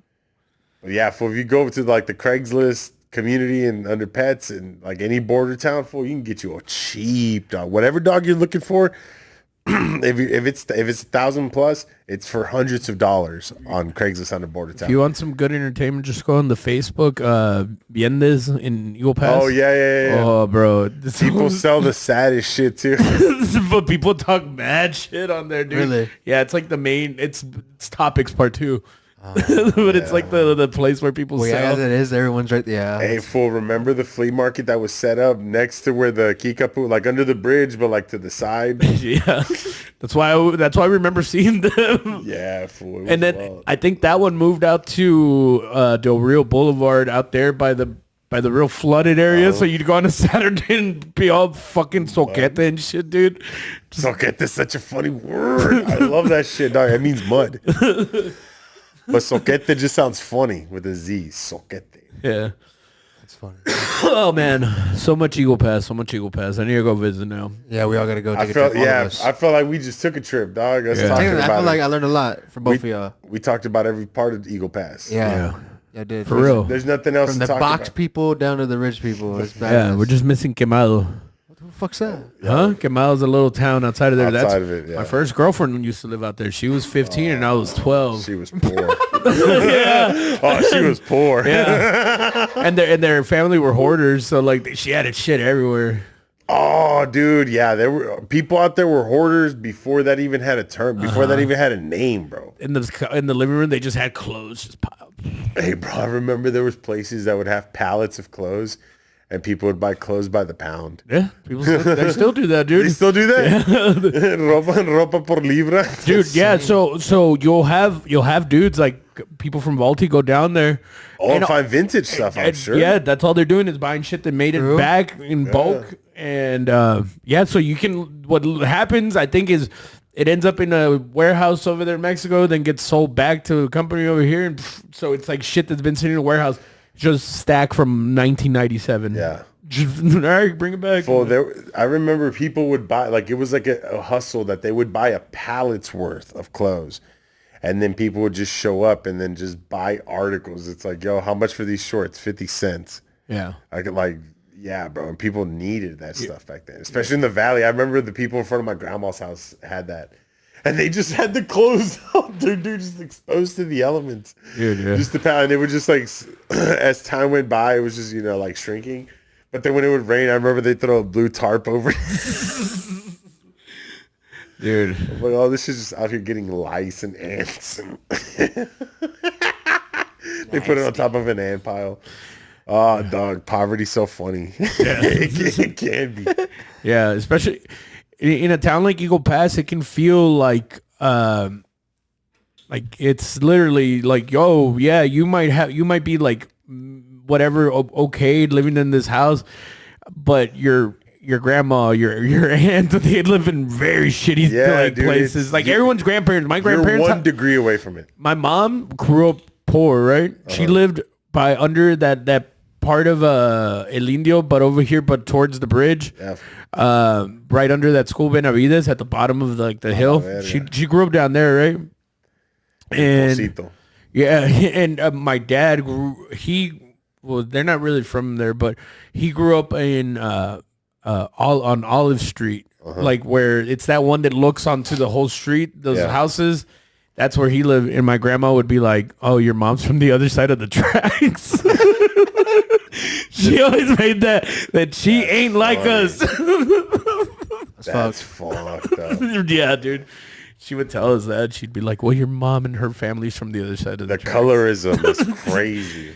Yeah, no one can be racist and prejudiced like border town people. We thought my grandma was just stuck up, right? Because we're like, she's Nicaraguan, right? Whatever. Or like, we didn't understand. I found out crazy shit about her. Like, she was right about everything. Like, she was right. She's like, when I was growing up, I was a blue blood. And it's like, yeah, okay. That's wild. And then later on, I find out what that exactly means. That's nuts. But yeah, dude. Did you ever go to the HEB that was downtown? No. The old HEB. My tia had a store down there. Okay. I remember that HEB. I remember Los Venados. That was a store too, right? Yeah, so Los Venados, which is funny, like this one guy from this band that sings for the Casualty. He sings for the Casualties now, but he used to sing for a band called the Crumbums. I met him touring my like early 2000s and shit, and his uncle, his dad's brother is the owner of Los Venados. That's funny, dude. So I was able to connect with him like that. And their band was huge, so it was like really cool. I remember going there after practicing for a quinceañera. Yeah. We're doing dance, we're like working out the dance, and then it's like, oh, let's go to El Venado and probably buy Gatorade or something. Yeah, dude. That's crazy. There used to be a little, so down there's a bunch of Korean shops and shit like that. Oh, yeah. Mainly there's this one that's down there, and the guy owned a Taekwondo little dojo right there, right near downtown. And I found this out not too long ago. when we were growing up, right, this little man, his name was Master Parks. He always had this like little white girl like around, right, like little like 12-year-old little white girl, and we're like, did he adopt this little white girl or what the fuck? So everyone's like, and I think his like her mom, I don't know what the fuck was going on, but there was just this little white girl that was always at the dojo. That's his motherfucking wife now. What the fuck? Yeah, it's super crazy. And that motherfucker taught me Taekwondo. Damn. Eagle pass. Fool, I saw some shit like that happen here. It's at, we were somewhere, I forget where, off of Bandera, actually right down the street from here. And we went to the shop that they were going to like tailor some stuff. And I was asking, 'cause I was in mariachi and I needed something altered. And I went to this place and it was this white guy and there was these two Asian people and they were like talking and they didn't know English, but we somehow worked out a price of how much they were going to charge me. And that dude shows up and he's in a fucking panic. Like, what did you talk about? This, and this. And then he had a whole fucking like the rejas, like the burglar bars in that little shopping strip full. And like, then he locked it after me. I'm like, oh shit, this is a slave shop, like a sweatshop. Yeah. That's it's nuts, fool. Yeah. I love it, man. I feel like you don't see stuff like that anymore, man. No, not really. The fucking 90s and the early 2000s was wild. Yeah. I'm so glad. How old are you? 28. Damn, yeah, you didn't live through any of that shit, bro. You know, I try to tell them like right at the end of the like when I was going there when rush hour hit. When I was going into high school, I tell them like back then it wasn't even cartels. The kids in high school in Eagle Pass, like in the late 90s, were transporting fucking cocaine. Were transporting allegedly cocaine. Were transporting tons of marijuana. Los pandilleros. In their fucking, and these were like kids, middle class kids driving like fucking Firebirds and Camaros and shit. Yeah. And they would take the Batesville, or not the Batesville, they would go up that other way through Del Rio where you can cut into Bracket. the Bracketville, go that way. And back then, the Border Patrol didn't give a fuck. They weren't going to pull you over. You had American plates, right? And especially a car like that, they were going to pull you over. Those are the only people you really have to worry about out there. But these kids, bro, like my sister's friends, they were called the Dogs. There was one called the Pound, Los Brutos. Like all these kids, yeah, they were all these kid gangs. They weren't even gangs. They were just like preppy crews. That's what they call them, drinking crews and all that. But they started making money. And I remember when you started seeing some of these kids that like were driving into school with like trucks they bought and they were richer than their fucking parents and shit, dude. Like these motherfuckers were not supposed to have that kind of money. They lived in the hood, and they were making hundreds of thousands of dollars, and they were throwing it around like everywhere, mainly in Mexico. You would go around to Mexico. You buy anything in Mexico, dog. Yeah, and then coke. Buy a person. And it started with weed, and then when they started going over there, like, well, you want to buy a coke, and then it turned into that, but they were kids, bro, doing that shit. Yeah, it wasn't cartel, it was straight. It was definitely the kids. Yeah, and I mean, they were utilizing the kids, but bro, I remember when they were still doing that when we moved up here to San Antonio when I was like 16, right? And my sister would go hang out with them, and then one time I went, and it was just an apartment full of like these kids. They had somehow somebody rented an apartment, and they were all staying up here over the weekend, and they were all on X, and they were all like doing like all these things, and the lights were off, and some rooms just and like girls everywhere, and it was like a little party apartment, right? Well, you could be 15, and then just 16. in trash bags full of just swag, but Reggie, but that's what they were doing back then. That's the kind of shit this town bred, and now half of them work for the Border Patrol and fucking 15, 16 years old. You can go to Mexico and party like a fucking grown-up. Yeah. At the clubs there. Fuck a woman that you paid. And a zumbido. Yeah. I'm not saying like an ugly woman. I'm saying like a people there don't call it they don't call it Boys Town. Yeah. It's like you go to a zumbido. Yeah. And it's an establishment, and they have them there, and like you could ask anybody, and like at least back in the day, I haven't been to Mexico in over a decade now. We used to go buy beer after they stopped selling beer in Eagle Pass. We'd go there to zumbido. Hey, yeah, dude. You can get anything 24 there, packs. And that's where you go to get weed, to get beer, anything, Coke, whatever you need, full pills. See, what I remember is that road in Mexico, La Galeana. I don't know. Like right when you went in there, one time my sister took me into. What's around there? Was it like by La Plaza or by like? Yeah, it was kind of when you drove in the first bridge, you kind of went past like the main area, and then like once you start getting into the bar areas, you would make a left, right, and then there was this like orange bar that basically everything happened to. I happened to be inside that orange bar one time when I was younger, right? I was 14. Yeah. And fucking boom, the fucking military drops in, bro. And I'm like, right, I'm an American. I'm wearing Jinkos and shit. My sister's with her boyfriend, right? That's the brother. His brother is the owner of the bar. I'll tell you his name later, but he had they killed him like when the Zetas were there and all this stuff. He was like one of the main guys back then. They had control of Piedras Negras before the Zetas went in. I'm just having a hard time remembering his name right now.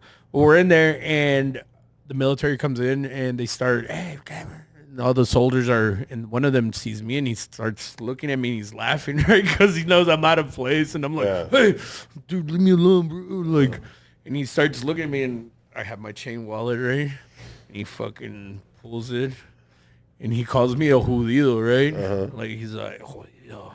He's all, and then he grabs my wallet, right? And he starts taking out the 50, and he's all, mira, güerita, mira. And he's about to pocket, and his like commander goes, like was already in the back room, comes out, and he's like, hey, déjalo, give him back his money. Like told him in Spanish, give him back his money. And he goes, you're fucking lucky. And he starts poking me with the back of the with the fucking tip of the AK-47 in the back of my head. He's all, you're lucky. He's all, you're lucky. And I'm like, hey man, I was all, give me back my 50. And I like took it from him, put it back in my wallet. That's crazy, fool. And I'm like, fuck him, man. Like I made a big deal. Like once I knew that he was like, oh, he wasn't gonna do shit. And I was like, what? But I was just a 14-year-old kid, dude. He could have accidentally killed me doing that. Or raped you. It's something. They could have decided to like take fuck him, take him. But since my sister's boyfriend's older brother was like, leave him alone. Like, leave him alone. Like, hey, fool, there was an episode of the Sean Ryan podcast. He's like this Navy SEAL, CIA guy. And he had a Border Patrol guy, Border Patrol guy on there. And the dude tells a story how there was a rumor going around that the cartel had a midget that would fuck people. So yeah. I They saw would fuck people, dog. And it's like, oh, like you not paying us or whatever. Like we're gonna get this midget to fuck you. Yeah. And like they thought it was a rumor, like something happened. They picked up a dude, and like he was thankful that he got picked up because he was about to get fucked by the midget. And they're like, "Yo, dude, the midget's real." And then, like a stupid, like where it hurts them, right? Like Yeah, it is nuts, fool. There was a show back in the day, bro. The show was called Kingpin, not the movie. It was a show called Kingpin about the cartel, and there was a scene there where where the Mexican cops rape a dude. Holy shit! And that show was on NBC. Yeah, it was Scott Payne when he was on the Sean Ryan. He talks about the midget or whatever, the little guy. yeah, he's I like his shit. He's the one that brought up the Order of Angle. And then I started the Satanic Nazi group, and I looked into it, and I'm like, yeah. Jesus Christ. These people are wild. Yeah. Yeah, he did talk Mexican about some midget stuff like fucks Tijuana hoe. X videos. Yes. that. Hey, fool, I'm not kidding you. Put it on. In Mexico, At the cartel's hotel. Wait, you know what I saw at these go ahead and Zumbidos? click on that, bro. Yeah, can you put that? The midget Mexican Tijuana hoe. It's at the cartels. The hot. Hey, dog, I saw something at one of those Zumbidos that was a little person engaging with a chick. And they called it the Chango Manango show, fool. The Jungle Manango show. Hell yeah. Oh shit! Oh, the Habib show. There we go. This ain't real. You don't think so? That's real. Is that real? Yeah, real as fuck. No, I'm saying it's not what he was saying. Yeah. That's The description made it sound like it. funny. Feel like I'm in high school again, dude. Y'all really had a body. Spin.com. Bro, it's been a good talk with Hank to get back to some roots, bro. That was dope. I really got someone got a fucking teacher with that shit, bro. And he got one? but it was with the meatspin.com, and it just stayed stuck on there. Me Yeah. right round, baby, right. Is that website even still up? Don't look it up. my fuck you. But Dog, that's what the internet was back then. It was so random. yeah, It got crazy when it was like, no. What do you mean we have to watch our language? No, this is the internet. This is not how it works. yeah, like chill. Lemon party. I was telling these guys, I used to have a fucking stupid. I would always make websites like on Angel Fire and all those fucking bullshit platforms, and I used to make some that I would review albums. It was called Rate My Dick. Joey Bag of Donuts Fun Palace was one of them. It was just me rating records that I listened to. That's dope. And I would just, but it was like before Joey blogs, but it was Bag of just Donuts Fun Palace. Yeah, and it was. I would literally I would listen to an album, and I would just bam on my website. No one ever fucking unless I told them, and then they would go look at it. But it was like. It was just weird, you know, and then I would put like little pictures of albums on the background. It was like drag and drop type shit. I put some code if you could get it, like code of a. So they would always give you like little codes. Put this as your background, and it'd be like stars and shit like that. You could always find little. Funny. Yeah. Remember finding the different themes for your MySpace profile? Oh, bro, yeah.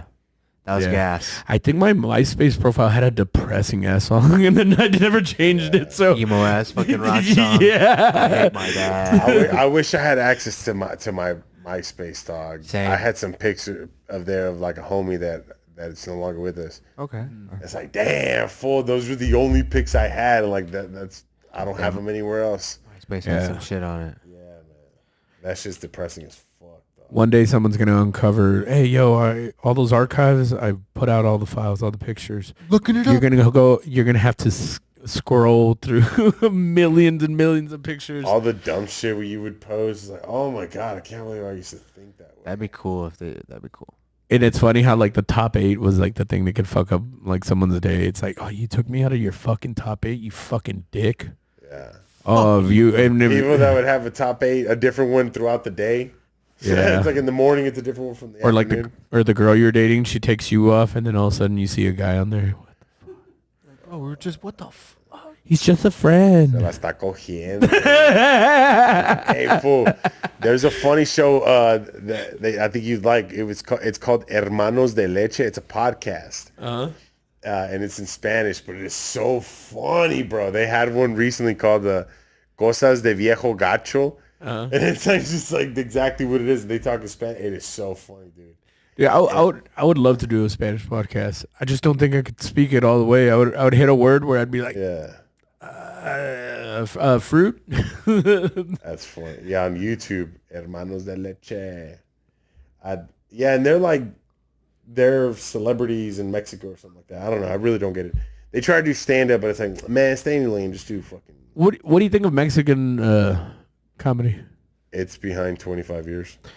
Do you remember Polo tapes? I used to when I was a kid. I used to hold court in front of my friends, and like I would listen to the tapes, and then I would go stand in front of them and during like recess and stuff, and I'd be like, I went like I'll say it in English. I went to the doctor, and he told me to bend over, and I said, buy me a shot at least. Comprame una copita, right? But I'd say like that, like all like, and then you go, comprame una copita, and all the kids, not knowing that I was being like funny and gay and like all that shit. You know, it's like you're just doing what you saw. Yeah. I was here. No, I was listening. I would listen to the tapes. I would put them on late at night. Nice.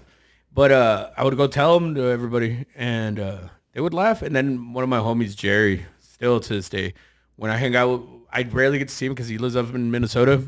But like one time, like 10 years ago, he just came down. He just lived with me for like a month. But my mom and his mom were best friends. He started doing that, and still to this day, I'm like, that guy should have been a comedian because he got like real big for like a long time. That's terrible. And and now he had the bypass surgery, so he's like normal size. And I'm like, man, and when you hang out with him, it's like you can't stop laughing, dude. He's just like constantly funny. He's one of those type people of like that. Fuck yeah, I have a homie like that, or he used to be that way. Yeah. And then drugs. But yeah, no, it was funny. Polo. Yeah. Comedy. Shout out Polo. Yeah, Mexican comedy is definitely behind. It's like it's character heavy, and you have to have a gimmick. You can't. It's very, very few comics just to stand up. As far as like what I've seen on TV and like on social media, I hear doing comedy in Mexico City ain't bad because you can do it in English and like you don't have to change anything. There's a lot of Americans and English speaking people that live there, and like there's whole scenes where you can do comedy there. That's crazy. Like I want to go down there and do that. That'd be sick. Yeah, they would like to hear the perspective of a Mexican American, I'm sure. Yeah. But yeah, well, fuck, dude. How are you feeling? I'm high as fuck. High as fuck, dog. What's this podcast called again? High as fuck. But yeah, did you have any more announcements done you want to do besides that? The movie night? No? Did you remember anything? No, well, the Revolution, but it's gonna be past. The pod comes out tomorrow. Right on. What about you, Hanky Boy? You got any cool shows coming out? Anything Yeah, dope? dude. Check out the Poke the Bear Instagram page. We'll put the link in the description. Yeah, dog. Look at that, and then Hank Garza Comedy too. Link as well. Got you. And that's it, man. Yeah, trying to get up as much as I can all over town right now. I'm just in the open mic guest spot phase. Follow him, goddammit. Follow him. Follow the Buffalo. Follow me. Come out to one of the Poke the Bear shows, man. You'll have a good time. You will. Especially with your friends. Bring out some people. Bring out that bitch you trying to fuck, but you don't want to spend a lot of money. The show's going to be free, and you're going to see, like, all right, even if you're a chick and you don't know, you're like, damn, I don't know if I want to suck this guy's dick. Bring him out to one of the shows and see how he roasts. Yeah, you can see who actually funny. Yeah, you can see if he's funny or not. It's like, man, this guy's whack. Yeah. Save that blowjob for somebody else. But yeah, thank you for coming, Hank. We appreciate it. Thank y'all for having me, dog. Yeah, bro, I really feel like y'all bonded as best friends. Y'all are long life buddies that reconnected. We drove the lake. Mm-hmm. Yeah, that's fire. Fuck yeah. Shout out I told you about the homeless man that lived in The box people. I love that. Right before one time he threw a sandwich at this lady who tried to give him food. What's wrong with that? What's wrong with y'all? Listen, we love y'all.